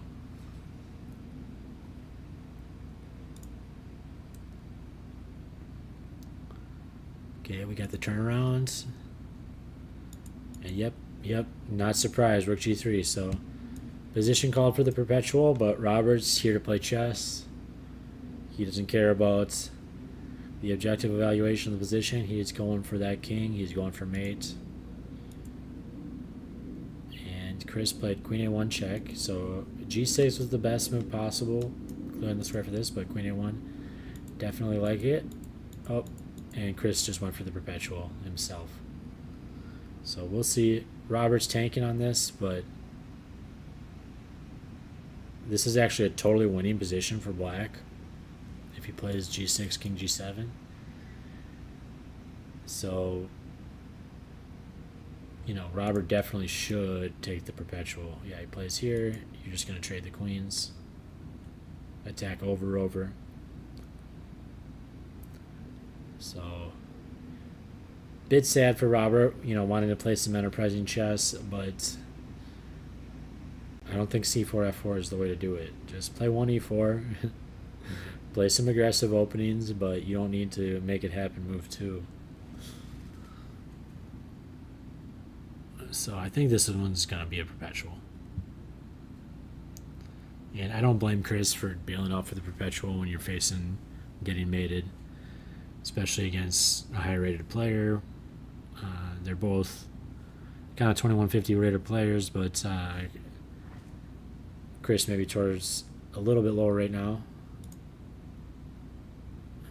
Chris just under 2,000 right now, so definitely trying to repair his rating. Oops.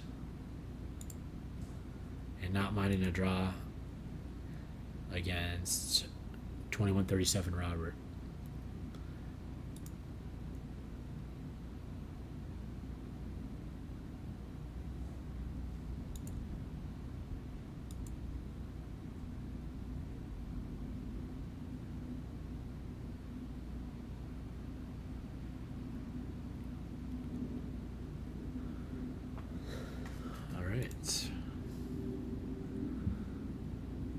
So let's check out Michael against Nathan. Yep, we got the Alvin counter gambit getting punished. Just white clean pawn up.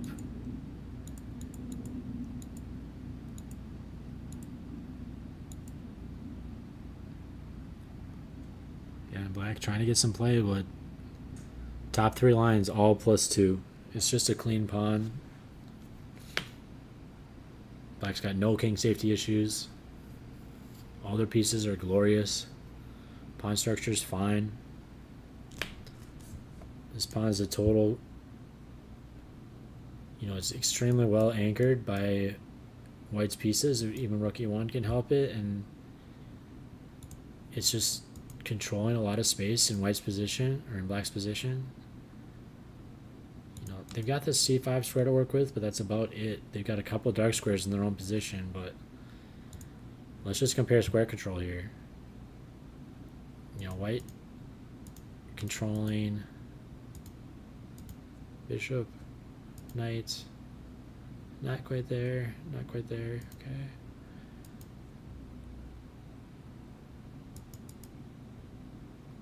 You know, look how much square control white has, and you can tell, yeah, look, they control really those light squares, so they want to play around the light squares. Black maybe can get their pieces into some dark squares, which shows, okay, this position, yeah, which that decision right here, engine hates it, because look how much light square control they have. They want to keep that light square bishop, but grabbing this pawn is kind of totally allowing black out of the bind, getting back to zeros. Not going to complain, not going to pretend that I 100% understand that, but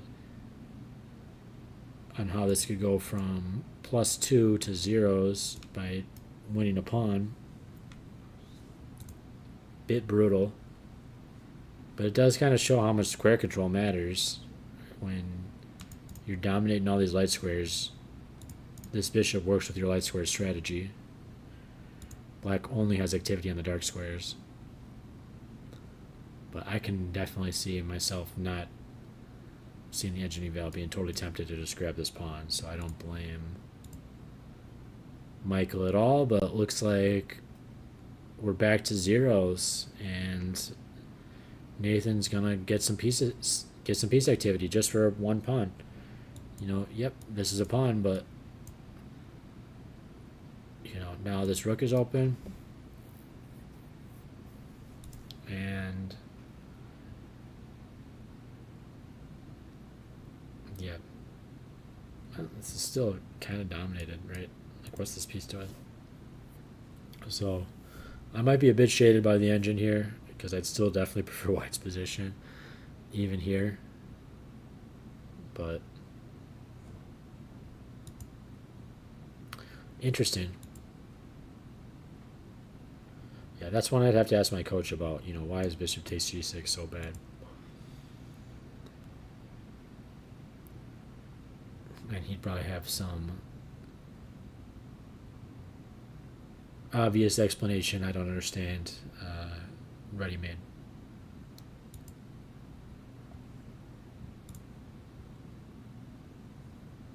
So we got Arvind against Michael. Michael just dominating on both sides of the board, playing against kind of a passive style from Arvind.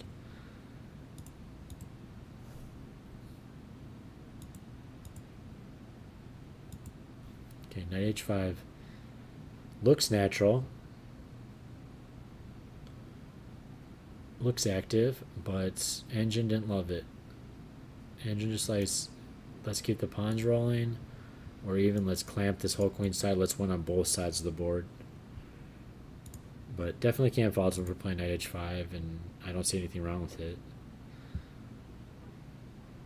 Just trying to, I mean, I guess he does have pretty good control over this square, so you're not really going to make this happen.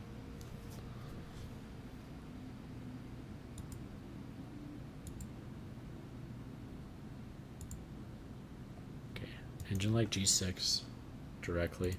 Just saying, I don't care if you jump in, because this is actually a total blunder. You actually don't have much here. And you can see why actually earlier, why this is such a nice strategy to play with. You don't have to go all in. You can just maintain all this. Because as soon as you start going all in, you have to find only moves, or else the position can fall apart. I mean, it's always a nice luxury to be able to go all in and just start pushing, but if you so choose. But definitely not what you have to do every game. Because, yeah, we can see here, this was the correct plan. He's still plus 1.6 here. But then you make one wrong move forward. And you can see why attacking chess is difficult. It's easy in blitz. It's not easy in classical chess. Okay, and e takes f6. This is kind of, you know, he's opening the f-file, but he's releasing a bit of the tension in his square control.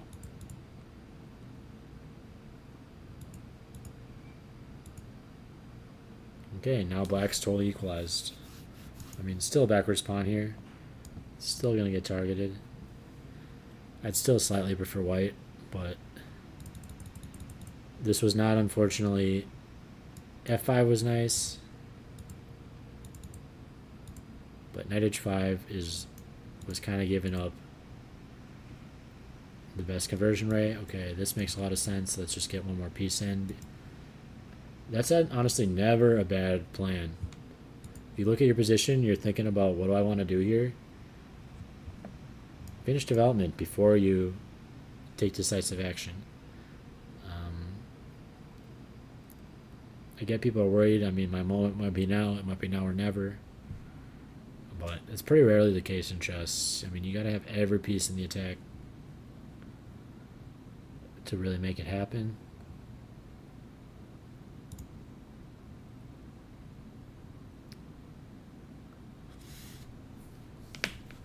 Thanks to our viewers. If there's any specific games you guys want to see, just comment in the chat, and happy to focus back on any specific game. Alright, so here we just got our pawn up conversion in motion. Nimzo unfortunately getting punished tonight, my favorite opening. But Thaddeus did play a great Nimzo opening. It just didn't. Chess is cruel. And things got out of control. So, yeah, definitely expecting Vincent to coast this one to a victory, especially with these just monster connected passers rolling down the board and just clean pawn up. At this point, 2 pawns up. And and 2 pieces for a rook. So it looks like that he just went through some contortions trying to save this thing.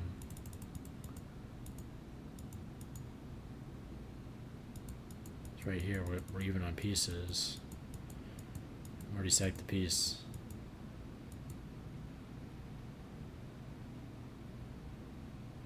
Rook takes a6. Wow.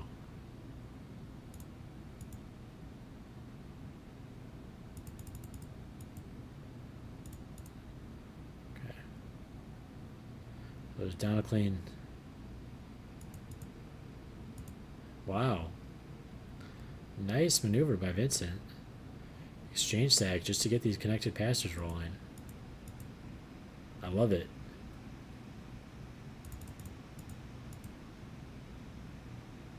Yeah, definitely give this one a brilliant for sure.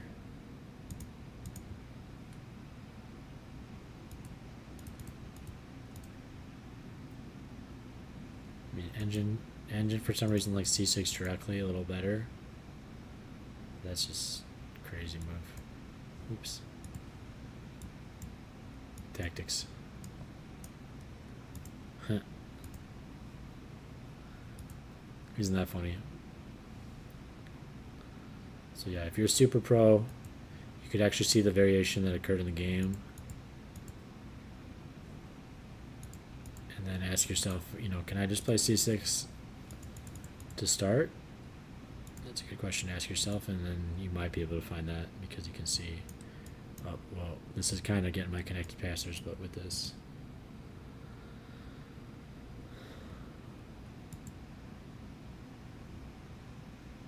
Wow.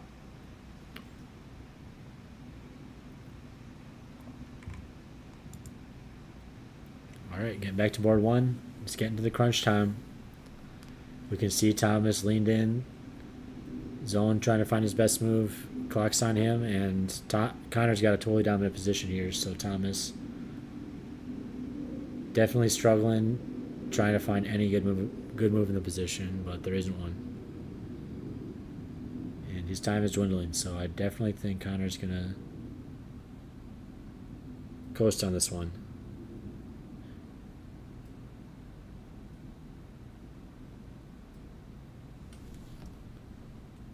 We'll leave it there just for a moment. I'm just going to step away for a minute. Thank you to the 3 viewers. We'll leave it on Connor's board here, the camera board.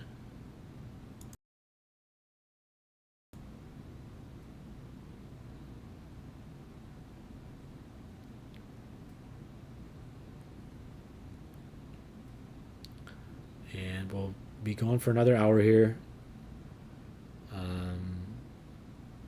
In general, I think I'm going to do 7 to 10 Central. And almost all the games should be done by 10. There might be one left if it's both sides really use all their time and are playing off increment for a while in a long game. But should be back in just a moment to catch up on all the action and see how all these rounds close out. So far, only one lethal results. UV taking down young talent Albert.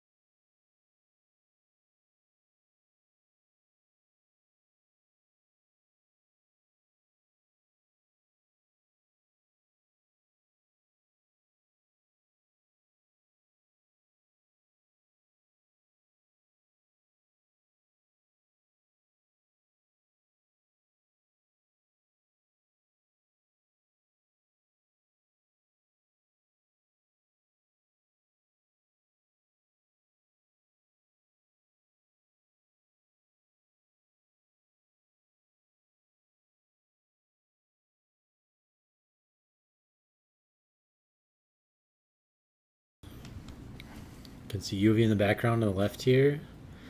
Observing board 1. Concerned with the position for Thomas. Not able to solve his problems also.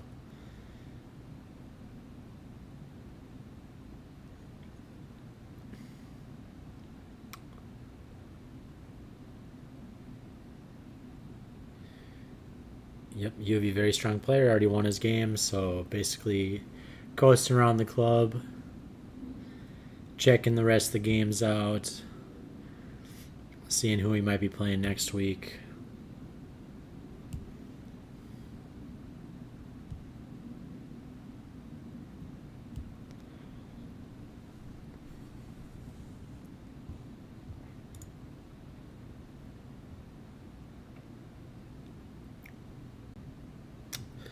Yeah, we can see it here.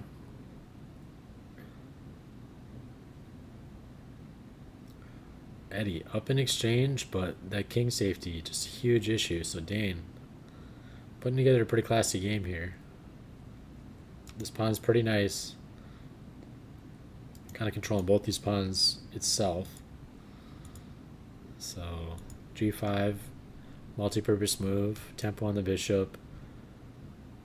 Blockading these pawns for life. I mean, you can push here, but this will be nice in a pawn game, for example.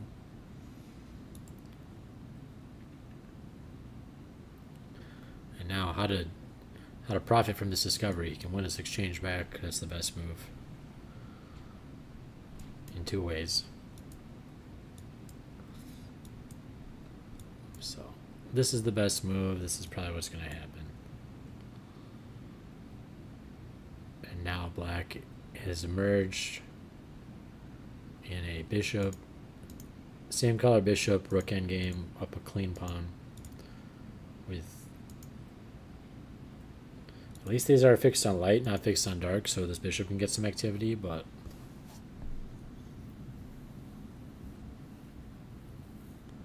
looking good for Dane. King's Gambit. Didn't work out for Eddie.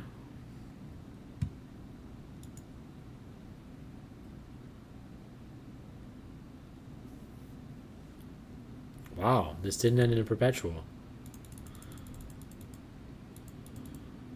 So last we left off, we thought this was going to be a perpetual. Just check, check. Let's see it. Let's shake hands. Everyone goes home. No one lost. Everyone feels good. But Robert decides to avoid the perpetual with King F1. Just a man on the mission to win chess games. And G6 now. Chris finds it. Totally winning move. Chris is totally dead one at this point. He also had another winning move here. Queen takes F4 check.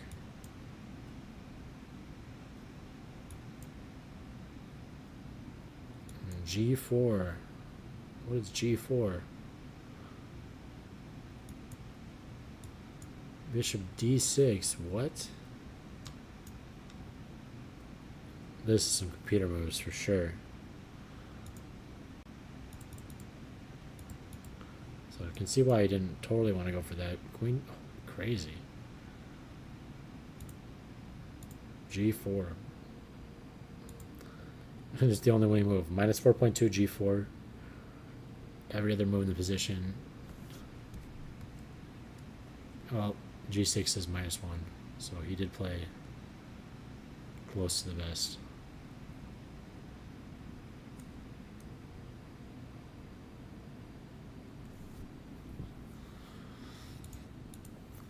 So yeah, Robert kind of,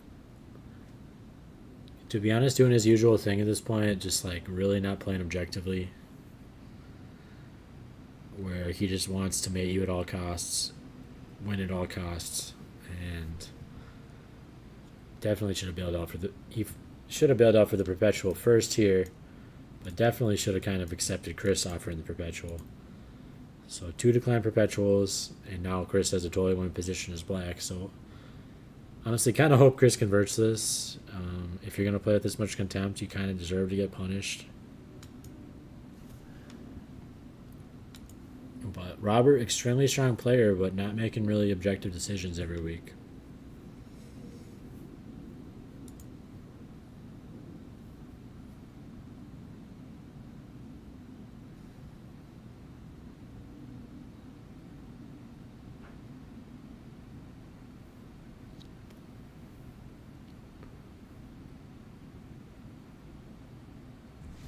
All right, Michael against Nathan. Nathan finally got some activity for his pieces.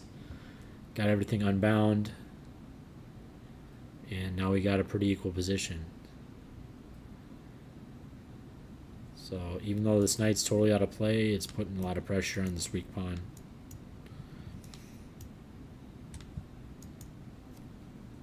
So it's a useful piece.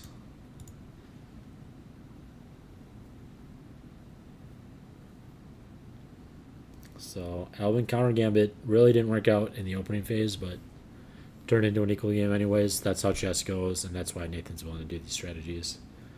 Because it's more often than not, you just get a normal chess game anyways, but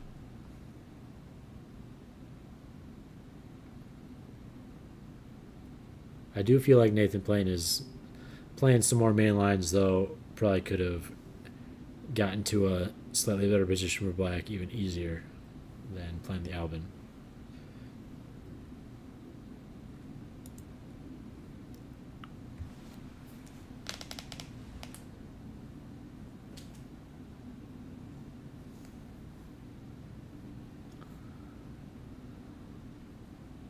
B5 here, bold, going into the pincher.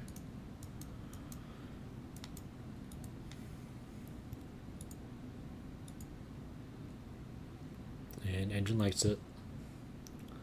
So well calculated by Arvind.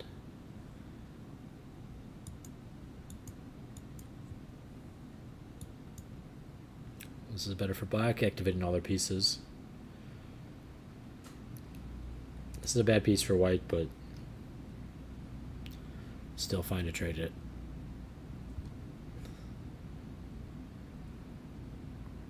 And black really has no problems anymore. So, well played by Arvind, unwinding and totally equalizing. And now we just got ourselves an endgame. Looks trash, but could go either way.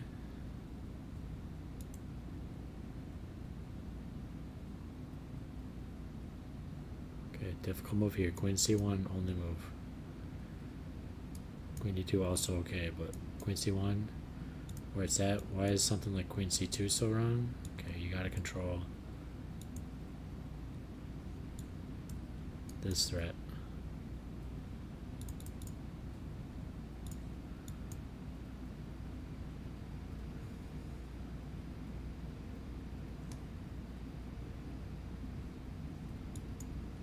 C8, you can't take because of this. Now queen c3 hitting this. Not easy. Now take. Yeah, okay. So that's actually a big problem with this position tactically. Is you can never take this thing because I'll take this thing. And when you take this, I'll queen. But if I take this thing now, well, at first you can take it with check, so that's a big problem. So that's also a nice feature of queen c3 is now you're threatening c takes d7, but this doesn't come with check anymore. So if we just play here, now we can take. Doesn't come with check, but that still wins for black because this doesn't come with check anymore. So connected passers, even though you have them, you got to calculate extremely accurately anyways. So white totally winning here, but not going to claim I would find queen c1 that easily.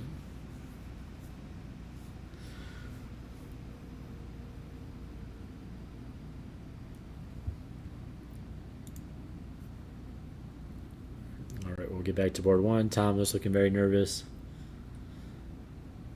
Connor looking zoned in, focused, trying to convert this win. He's up a clean pawn.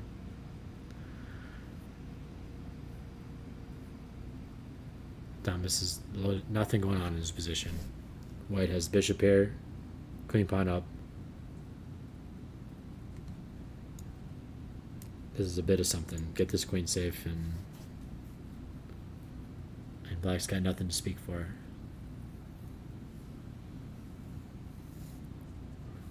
Now getting lower on time too. Counter double his time.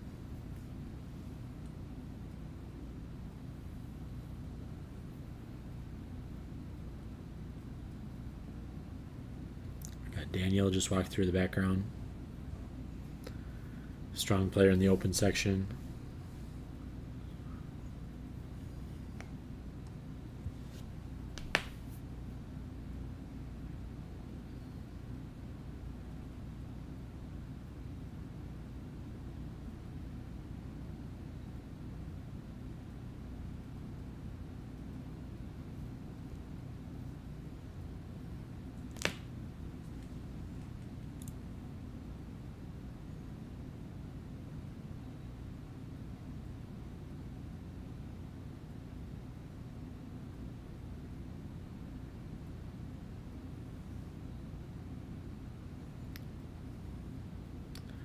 So yeah, board one here on camera, looking pretty grim for Thomas.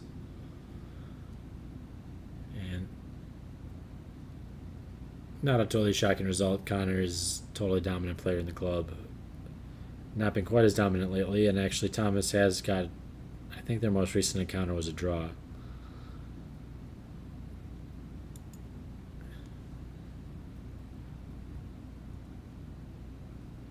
Okay, so let's see how this discovery played out. He decided to take the exchange. Great. Attacking this pawn. And White's deciding what to do. This looks nice.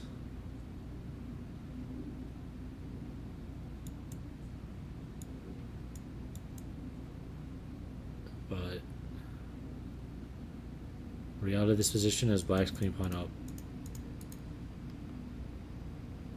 With already a lock structure on one side of the board. Even though this is a rook game, I mean, honestly, if a really strong player was playing this as black, they'd probably draw it all the time. But pawn's a pawn, and eval is minus 1.5. Also, I think a strong endgame player as white would win this every time. So it's one of those positions where white's totally winning, but it takes some class. If black has a ton of class and white doesn't, they could totally turn it around and draw easily.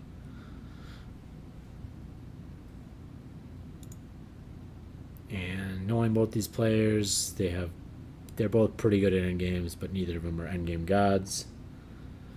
So I would definitely expect Dane to close this out, the queen pawn up, with the minus 1.5 eval.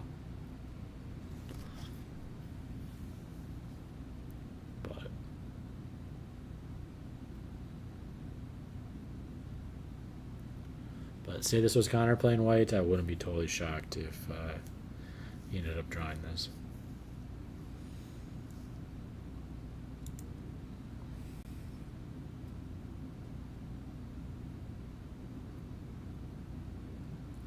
Alright, so Chris executing his punishment of Robert's overpress. -3. Good job, Chris. And let's see how this plays out.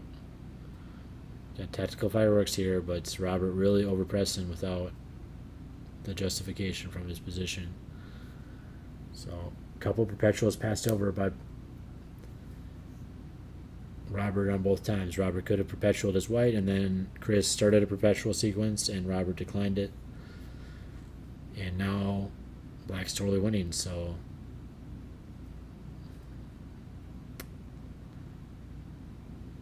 yeah, not totally objective decision making.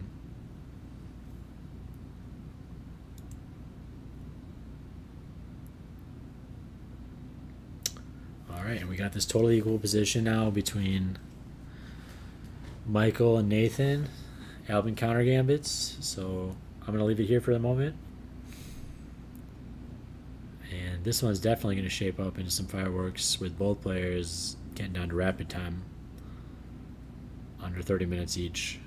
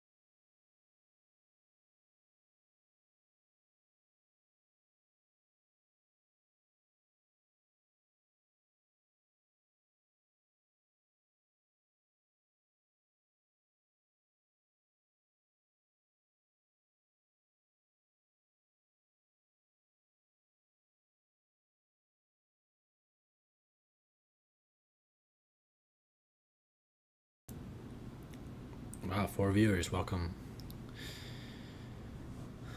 So we will keep jumping through the games here. Let's look again. Michael against Arvin. Michael was winning pretty handily earlier, but Arvin clawed his way back.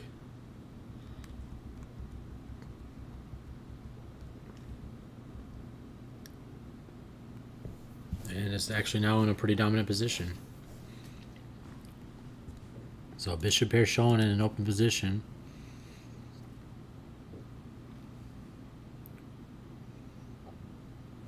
And this king safety looks to also be a big difference in the position.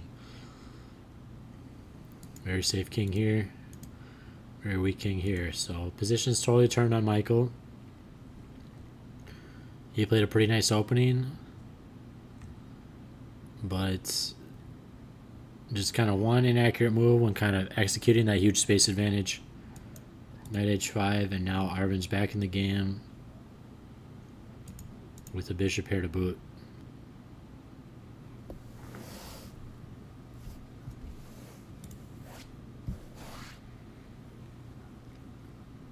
Okay, so queen c2. Queen c1 was the winning move. Queen c2 is zeros, because it allows this queen a1, rook b2 option. So let's see if Thaddeus can find that. Totally shocking that black still got some counterplay when you have these nice rolling connected passers that Vincent found through a nice exchange sacrifice. But this is also why I love the Nimzo, because your pieces literally always activate, always. So white's always one misstep away from a swindle, because your pieces are still active.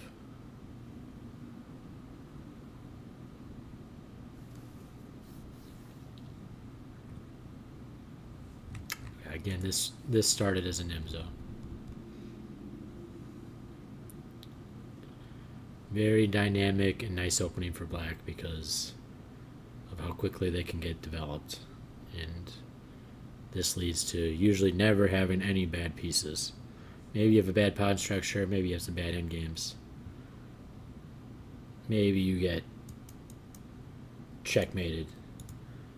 But you're not going to lose in the way that French players lose, having a bad bishop too often.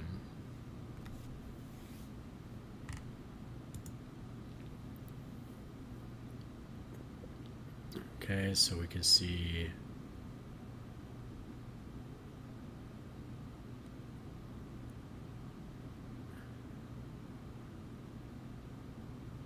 Thomas just played g5.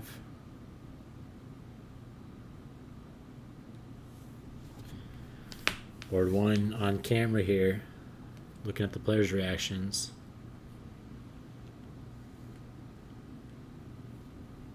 Thomas not feeling great at this point. g5, total desperation. Exposes your king completely. Like, what are you even playing for?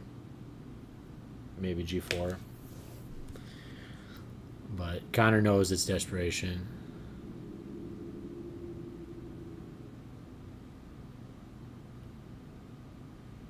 And this king's pretty exposed, yeah. This looks pretty good to me.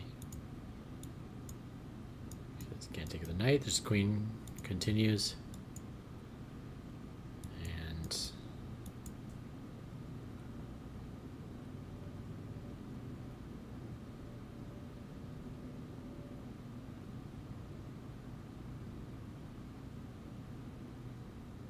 here, computer actually likes bishop e3. Interesting idea. Just disconnect. I mean, this knight's annoying. So let's just kick it. Plus, he really has no squares.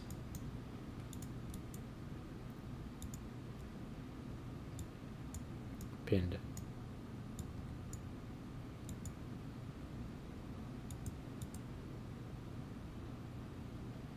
So board one pretty firmly in Connor's grip here. And there's 4 variations that win, you know, and he'll find, even if there's only one, he'd probably find it.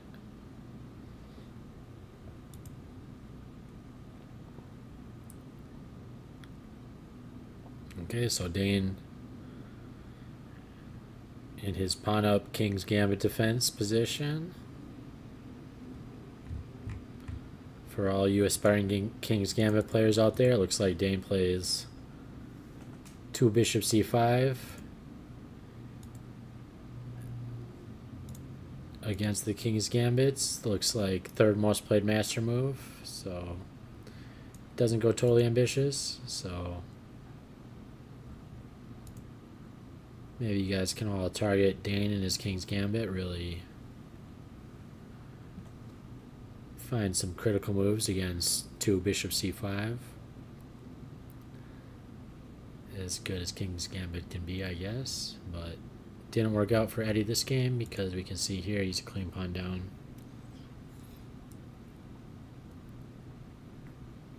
And Dane's got a winning rook endgame, but we all know what rook endgames are.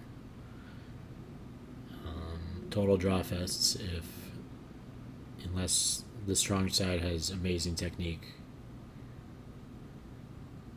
Because can I just keep that rook active, just keep attacking other pawns, try to aim for Philidor. But yeah, I'm expecting black to win this though.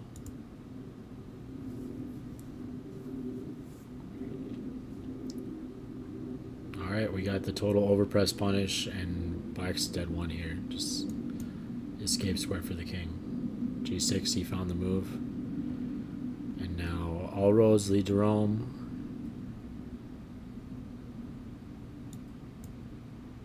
Except for this would be zeros, apparently.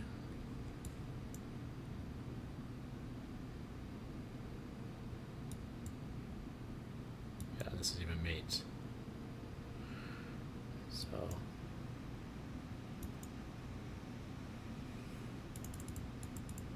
not all roads lead to Rome. Don't play King G7 like I just thought was the whole purpose of G6, so why I kind of suggested that there, but looks like that's losing instantly. So you can see why Robert plays the style he does, because people like me will play King G7 and just get mated in 3.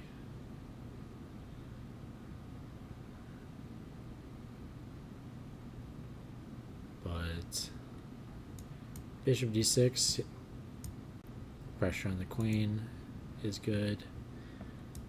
Knight D5, just bringing the knight back into the game in the defense, since this is the main square that white's hoping to achieve. Yeah, I guess that's another way to kind of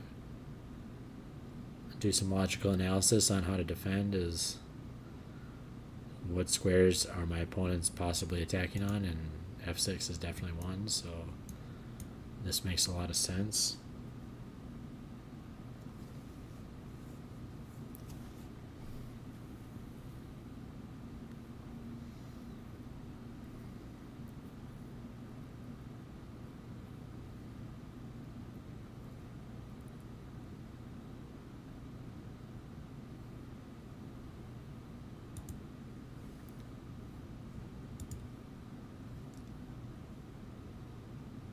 Alright, straight zeros here. Albin counter gambit successful for Nathan. Total zeros.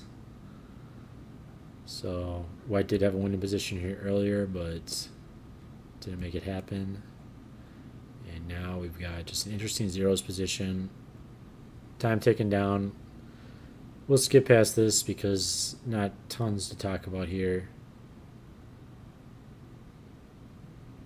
until a little bit more plays out, but looks like a lot of interesting tactical dynamics going on here, and just a total even position with throat bone pawn, but it's weak. Black's got the bishop pair, but white has very active pieces and kind of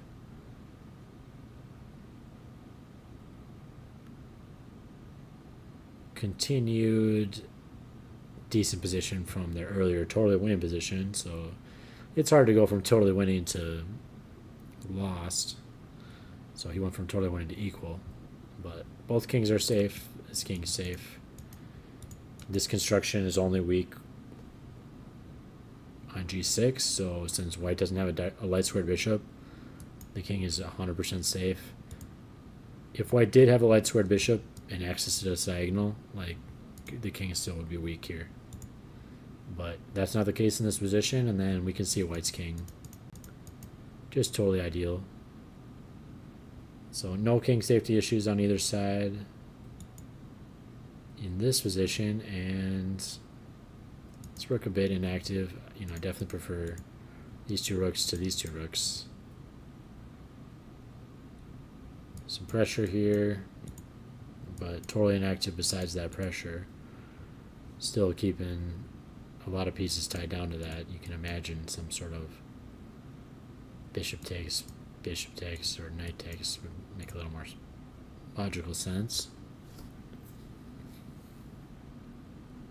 So very double-edged position. Definitely one that you'd want to be calculating a lot of variations and doing a lot of evaluation because both sides have a lot of options and they're all pretty decent. But if it was me, I'd prefer white for sure in this position. Black's got the bishop pair, but this pawn looks way too loose. I'm worried I'm going to drop that thing and just be down a clean pawn.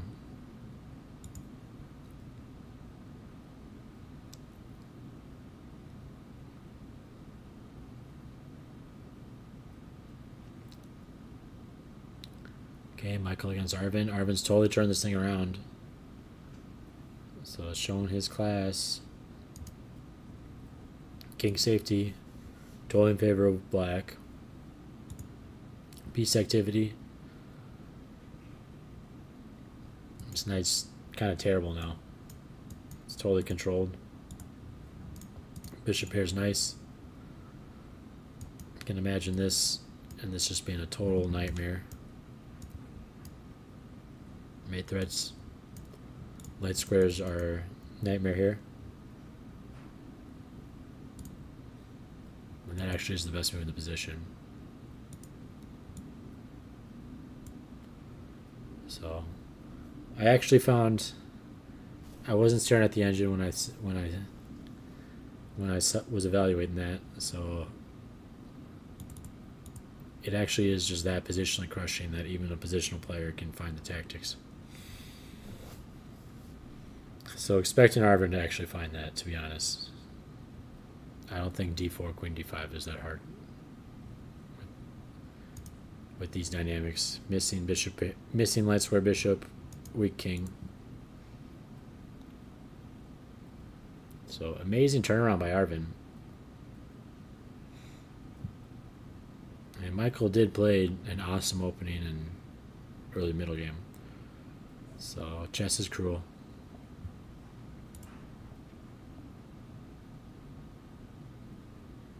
All right, let's see here. We got the dominant double passers, and it's all the final tactical conclusions are resolving. So looks like black did not actually find queen a1, rook b2, which was the critical counterplay. And instead took here. And now that's just a piece. A piece is a piece.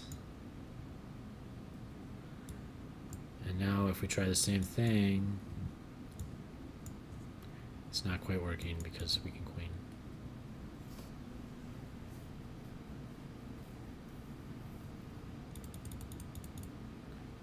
So black kind of caving to the pressure here,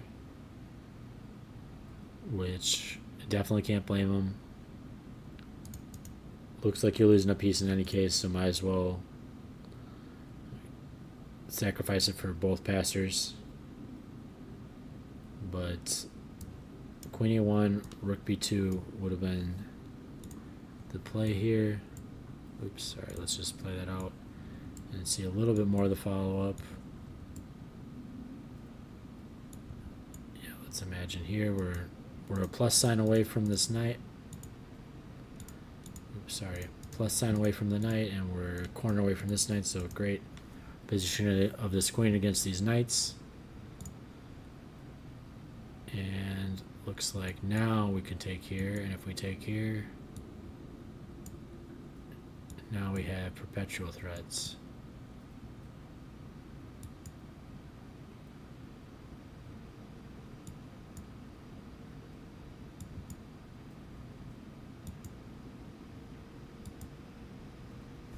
So I guess this is the way to go. But pretty nice when you're actually down this dominant position against these rolling connected passers against a nice exchange stack to actually have a resource like this. Just boom, boom, exchange stack back yourself, and neither of these pieces are assisting this king with defense against perpetual checks. So also kind of a downside of these pieces are terrible. So he really is all in on these two connected passers, and they need to make it happen. But looks like it did pay off. This is going to be a full piece if he finds it. And it's hard to imagine playing something besides this. Because, yeah, you see this is hanging with check to the miserable queen, but a piece is a piece. Oh, I see board one. It just concluded. Let's jump back to board one. Looks like we had rook g4. Okay, pin. Check. Takes here. If he takes here, we got a checkmate threat. Okay. Oops, that's not threat. That's not checkmate. That's checkmate. Sorry. So nice little tactic to finish the game by Connor. Rook is immune because of checkmate threat. So yeah, g5, total desperation, game over at this point. So brutal though. Shows 3f3 pays off against the French now and then if your opponent wants to play a normal game. And you can kind of metagame your opponents this way. You know, there's certain opponents that are not going to want to play something like this.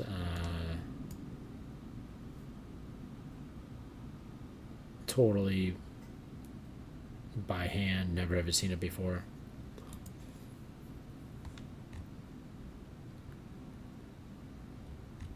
But well played game by Connor. I'm sure Connor will be checking in the chat before too long. Connor is a big supporter of the channel. He commentated this past weekend. And he set the camera up at the club.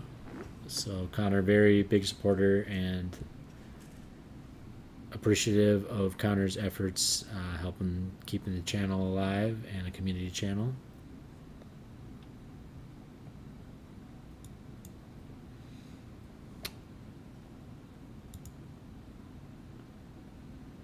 So yeah, we got Dane against Eddie in the rook endgame, and already starting to head towards draw territory, even though Dane had the winning rook endgame. Up the clean pawn. Rook endgames are difficult. Already here we see it just went from minus 0.6 to -2. And I'm not a rook ending expert, so you know, if Connor was on here commentating, he would actually have a lot more insights about this position, about what each side should be looking for and how to convert the pawn up endgame for black and how to best preserve the draw as white. But this is part of my goals. Long term, I definitely want to be an endgame guy, but I'm not quite there yet. So I'm expecting this to be a draw at this point because it's a -2 eval. It's a dead one rook endgame for black, but I don't think either player has quite the class to convert this on the black side. And I don't think I would myself either. You need to have studied some rook endgames to really make this happen. But hey, pawn's a pawn. I wouldn't be shocked to see black win this either, especially considering Eddie's playing on 2 minutes. But it's the type of position you want to be playing on 2 minutes. You can make a lot of moves quickly in a rook endgame and bank a lot of time.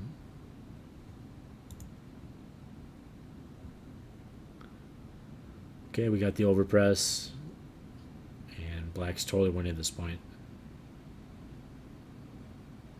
Just up a full piece and 3 pawns, and white's attack is essentially not happening. So threaten the queen trade.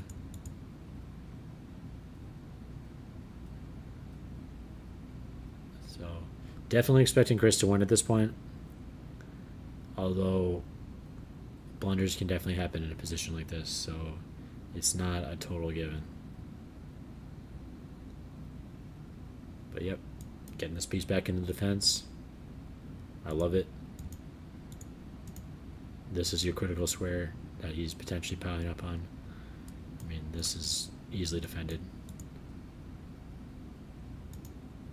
If this knight doesn't somehow participate in the attack, there's no chance, and so this knight directly defends against this knight. You know, this rook lift doesn't matter at all because he would just go this way if that actually mattered, but you have king g7.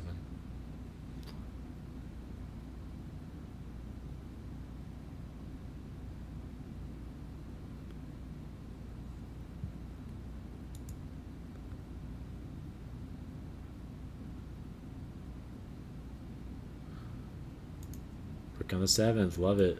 Boom, boom. At the same time though, eval likes black. Double-edged position here. This pawn is definitely a lot better than this pawn. I mean, I guess they're both anchored by a bishop, but this is blockaded. Rook on the 7th makes sense. You need to activate this rook. Love to get this in.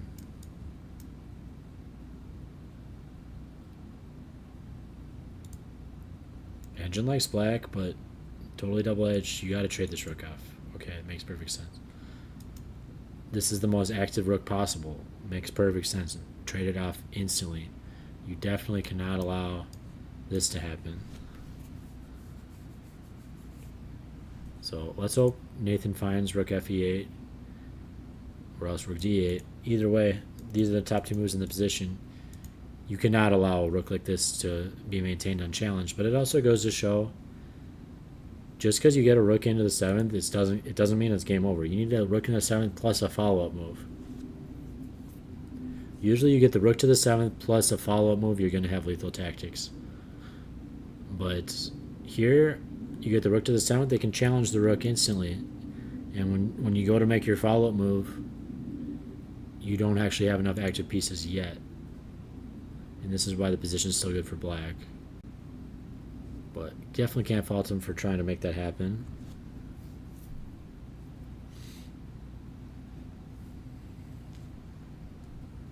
And I know I myself in many of blitz games have gotten totally swindled by double rooks on the 7th.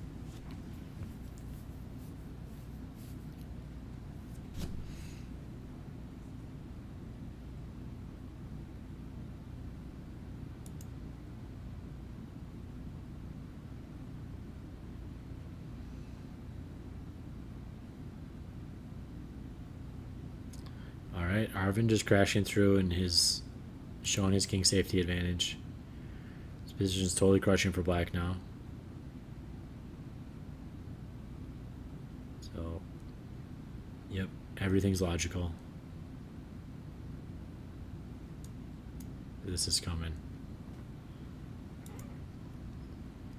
Great counterplay by Arvind.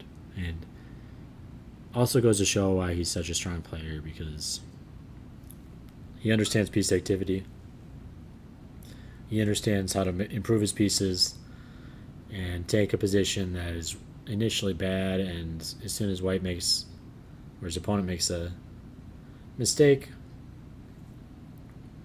just keep improving his position until he has lethal tactics. So I definitely sense some very good positional skill from Arvind, and it's no surprise he turned this game around.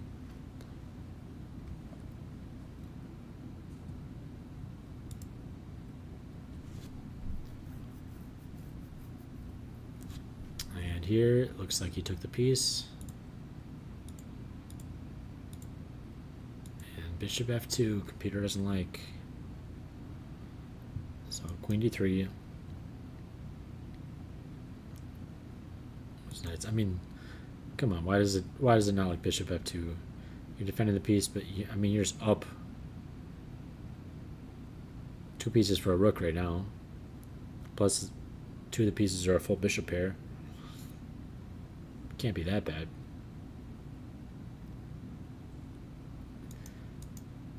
Computer likes all 3 queen moves. He really wants the queen on the d file to simplify.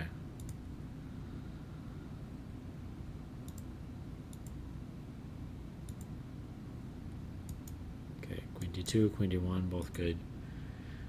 I mean, at this point, you're up 2 pieces for the rook. This is a technically winning endgame.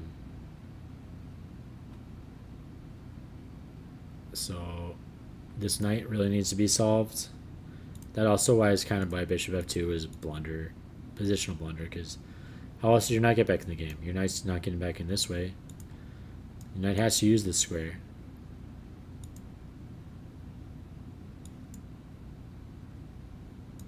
Okay, but this hangs this. So defend it with the queen so your knight can still get back in this way. But you got to be careful when you bring this knight back in a little bit because of backrange stuff, but oops, you're still always going to have bishop. You know, like, okay, so just what I'm thinking here. You know, let's imagine you defend it the best way, and then he plays here. You know, you always still have bishop f1 too. Because yeah, you probably still, I mean, computer always king f2 here, but I can see still wanting to preserve the square for my pieces to consolidate. So maybe playing bishop f1, but computer doesn't like that at all, so.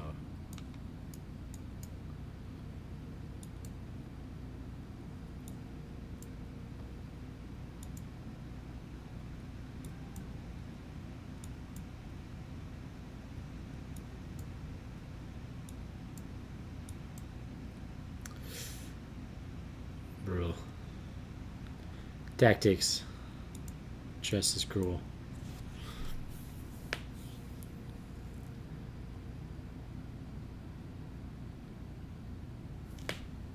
Definitely not expecting the players to calculate stuff like that, but engines are good at chess.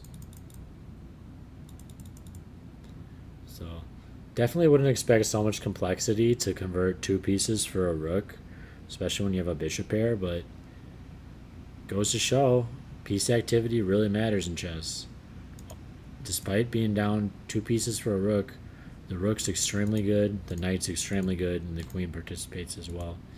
And these pieces suck.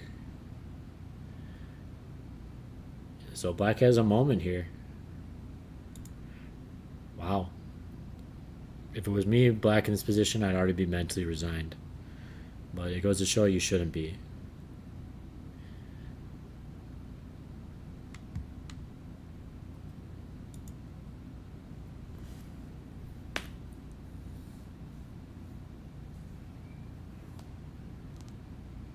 So now Dane minus 3.3 in the rook endgame. Kind of shocking. His rook looks passive. White's rook looks more active than black's. So you wouldn't expect such a brutal eval because black's just passive. But apparently this is, so I'm gonna have to have Eddie coach me on this rook endgame afterwards, or Connor or somebody. I need to read some rook endgame books. Chess is clearly all rook endgames, and I don't understand nearly enough yet. But Eddie down to 46 seconds and totally winning here. Or no, I mean totally losing here. So Dane. Okay, yep. He's on increment here.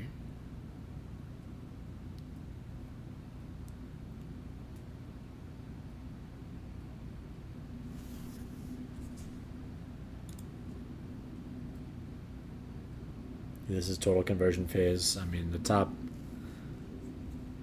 3 lines are all -6 or higher. White sacrificed gobs of material for an attack, and the attack is dissipated. So this game is totally over in black's favor. I would be totally shocked if any other result occurs.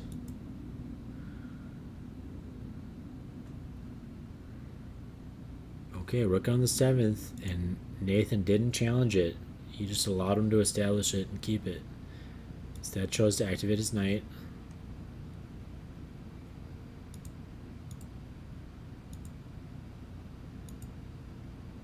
And blockade this way to prevent this from coming in.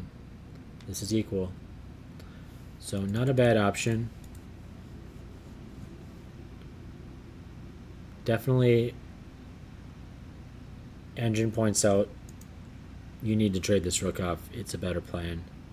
But he at least prevented white from getting a second rook to the 7th. And now he potentially can trade this thing off. So, not going to fault Nathan for his decision making here, but yeah, there's certain pieces you just need, like once they get established, you need to trade them off. And one is a rook on the 7th. Another may be a knight anchored on the 5th or 6th rank. You know, you can imagine, you see all the time rook takes knight exchange sacrifices if they establish an octopus knight like that. So this is one of those pieces that's just calling out, deal with me or lose. So that's got to be Nate's next priority, and I'm sure it is because he's a strong positional player. Okay, Arvind actually won this game. So queen g3. Okay, so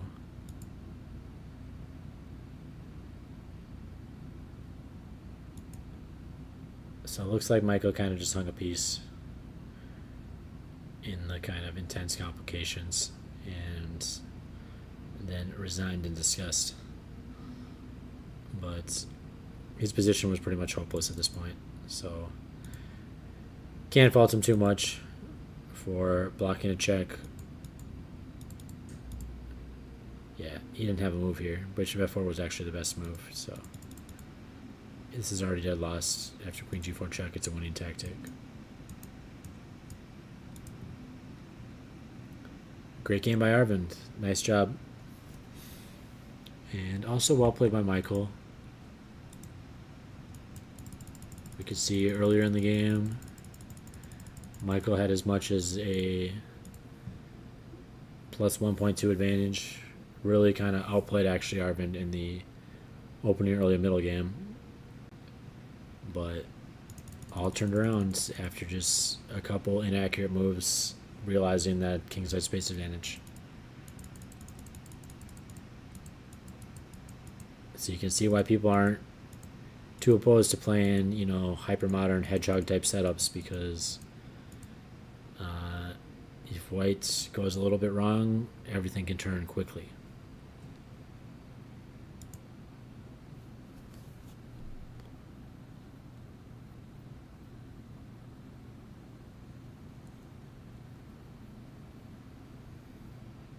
Alright, here we got the two pieces for a rook conversion. We'll see how this plays out. I'm sure this has got a lot of grind left if white is going to make this happen. Definitely aspire to make this happen myself in an endgame like this.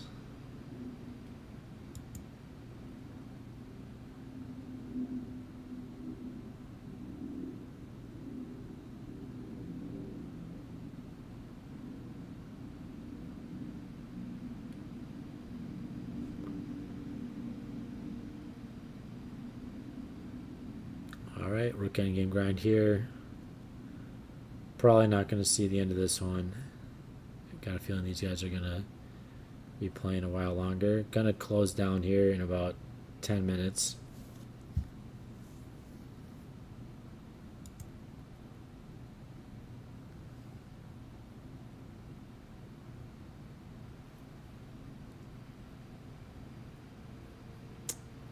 Yep, Chris still dead one here. This is foregone conclusion. Black's going to win.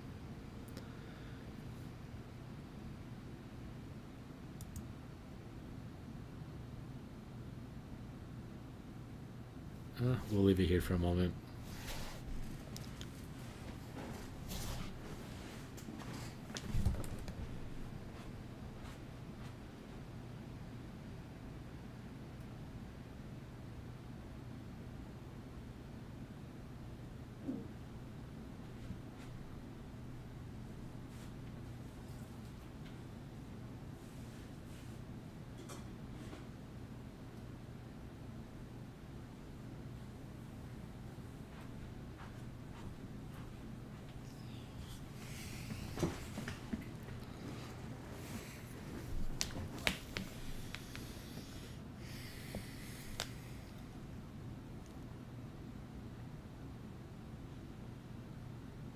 Oh my.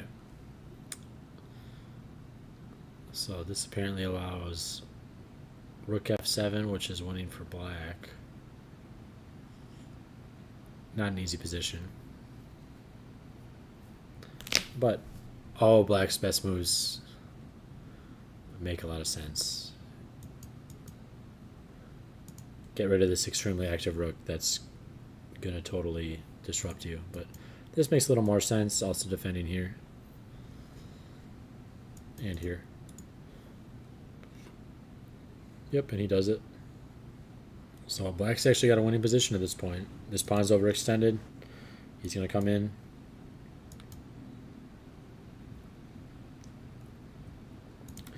This pawn's anchored. Nathan's a great endgame player. Nathan's probably going to clean this one up at this point. So, a success for the Alvin counter gambit. I'm eating my words. Strategy definitely worked out for Nathan, although Michael had some good chances in the game.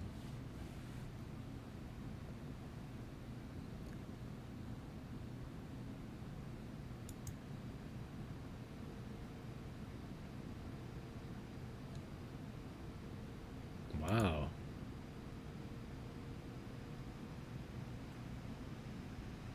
Knight takes g5 is engine best move, and he found it. Great. Not even going to pretend like I totally understand this.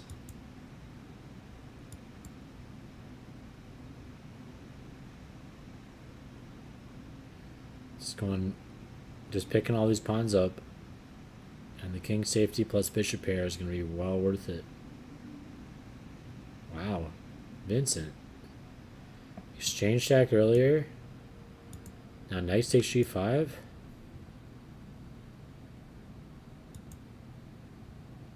Great game.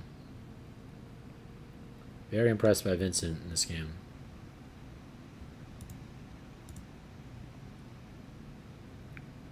So, definitely hoping Vincent closes this out. Well-deserved win if he does. And plus 2.6 eval with some nice sacrificial consolidation tactics. Kind of showing, sure, I'm already up a good amount of material. I'll take 3 pawns for a piece. These bishops are going to be rampage on all these open squares.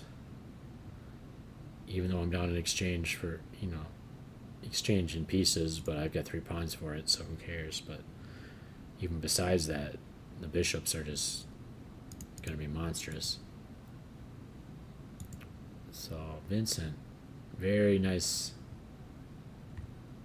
and classy game, showing some tactical sense. So yeah, I think we can wind down here at this point. I'm just going to recap all the games. Board 1, we had dubious f3 French that could have been punished by this, but it wasn't. Got a normal positional game, and Connor ended up taking over and winning.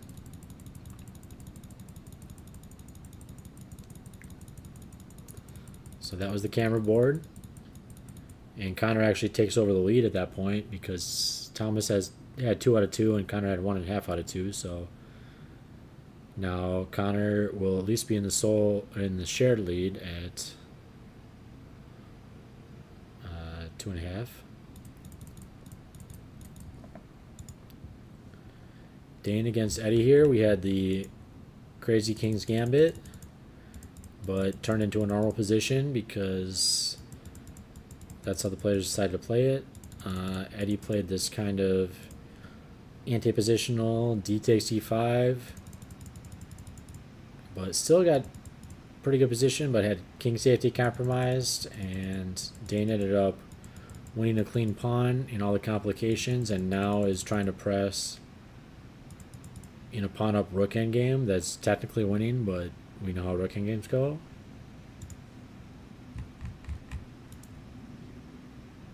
Robert against Chris. Robert, the crazy opening player, didn't stray away from his usual strategy, playing c4 f4, and we did get kind of a crazy game where black was totally winning out of the opening, And then, you know, kind of blew their advantage, and white had nice perpetual chances. But Robert, being this caveman attacking player, was just wanting the win, kept over pressing, and black eventually was like, fine, so first Robert had this chance with perpetual that he declined with rook g3. He could have been doing this instead. Next, black was like, oh, fine, I'll if you don't want to perpetual me, I'll perpetual you. And Robert was still like, you know what, no. And so black is finally like, okay, you want to decline 2 perpetuals, I guess I'll take my win. And that's what we're headed towards. So this is an example of a total overpress by Robert and being exploited by Chris.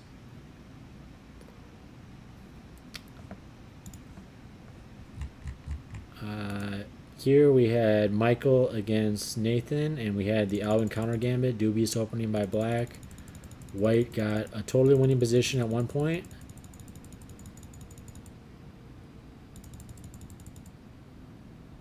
Right here, they're +2, totally dominating the position, and bishop takes g6 for reasons I'm not going to be able to 100% articulate because I'm not positionally classy enough. Was a total blunder and positional blunder, as it took, you're not dropping any material, but you're going from a +2 eval to totally equal. So definitely something both players should analyze after this game on why bishop takes g6 was such an eval switcher. And in this game, we kind of got black back in the game, totally equal game. And now black is starting to take over in the endgame. But a lot left to play here. Could definitely see both results. Expecting Nathan to win at this point, though, because he is an endgame guy. Then UV against Albert. London veteran against very young talent who upset Arvind last week, who Arvind is super strong. And here we had usual London, but UV's positional class and game experience really kicked in here because he pretty much did a positional complete outclass here.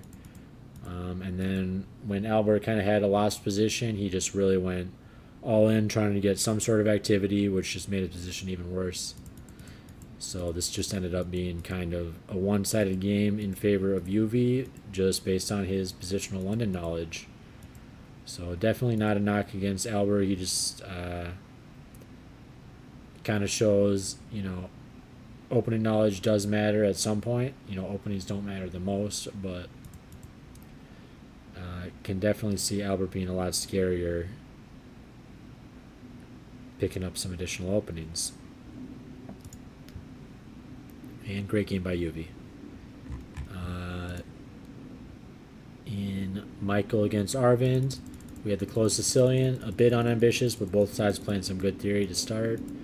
And Michael getting pretty nice position, risk-free king side attack. So would definitely recommend Arvind tries to pick up some more critical closed Sicilian prep. But as it went, he got a nice position, and this nice looking move, knight h5, was actually blue all his advantage.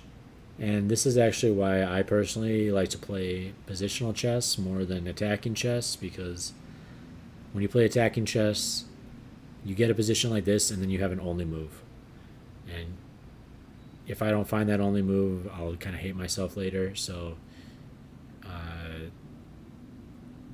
definitely like finding, getting into positions where the top 3 lines all win instead of just the best line winning and every other move actually loses or is totally equal, which kind of happens in attacking chess, which we could see in this game. We went from +1.5 to totally equal here on a totally naturally looking move that I could definitely see myself playing in a game. So attacking chess is brutal. If you're good at attacking chess, I tip my hat to you. But it gets a lot harder in classical chess than it does in bullets, that's for sure. because when people have time on the clock, they can actually calculate some critical defenses if you don't find the most critical attack, and that's kind of what happened in this game. Arvin, as soon as the attack was over, was at a nice bishop pair in an open position, and because white castled kingside and pushed all his kingside pawns in an earlier attack, that king safety really came to fruition. As we can see at how this game concluded, king safety was a giant issue in dropping this piece, which decided the game.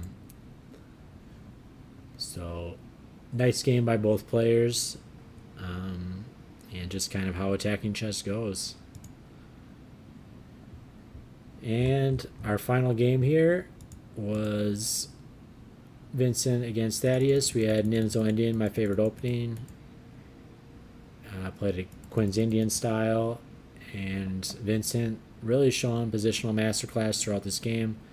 F3, E4 to suppress this Queen's Indian bishop.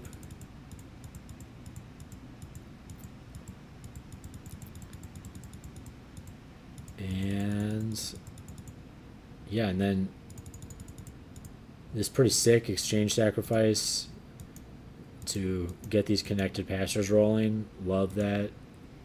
Extremely strong play.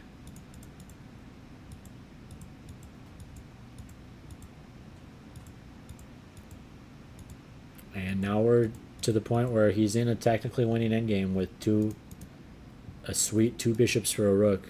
If you can get this piece dynamic, take it every single time. Even if you don't win now, you'll win later.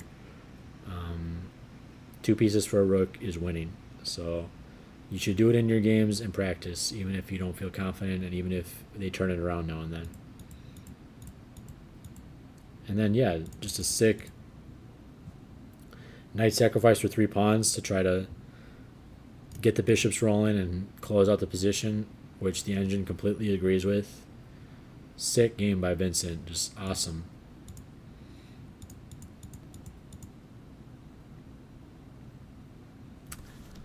So that's my conclusion for tonight's round. We still got some games going. Not going to show the total end of every single game, but I hope you guys enjoyed the recap. I hope you guys enjoyed the stream. And I also hope some players checked in on their games. If you're a player and you played in one of the games tonight, please leave a comment and let me know that you checked out the game. Love to see that some players check out the analysis and replay after the game. Also going to do a quick plug for our sponsor. So we got chessgoals.com. National Master Matt Jensen was on the stream this past weekend commentating one of the rounds of Roger Hale. Did a totally awesome job there, and he owns a company called chessgoals.com. Simple chess courses for non-grandmasters. Learn complete repertoires in under 100 lines. So use coupon code CASTLE to save 30%. I own the Catalan course from Chess Goals, and it is an awesome product. You get access to a private Discord, and Matt is in there answering all your questions. If you have any questions from the videos or the PGNs from his courses, so definitely check that out. And if you do decide to purchase any courses, use code CASTLE to save 30%.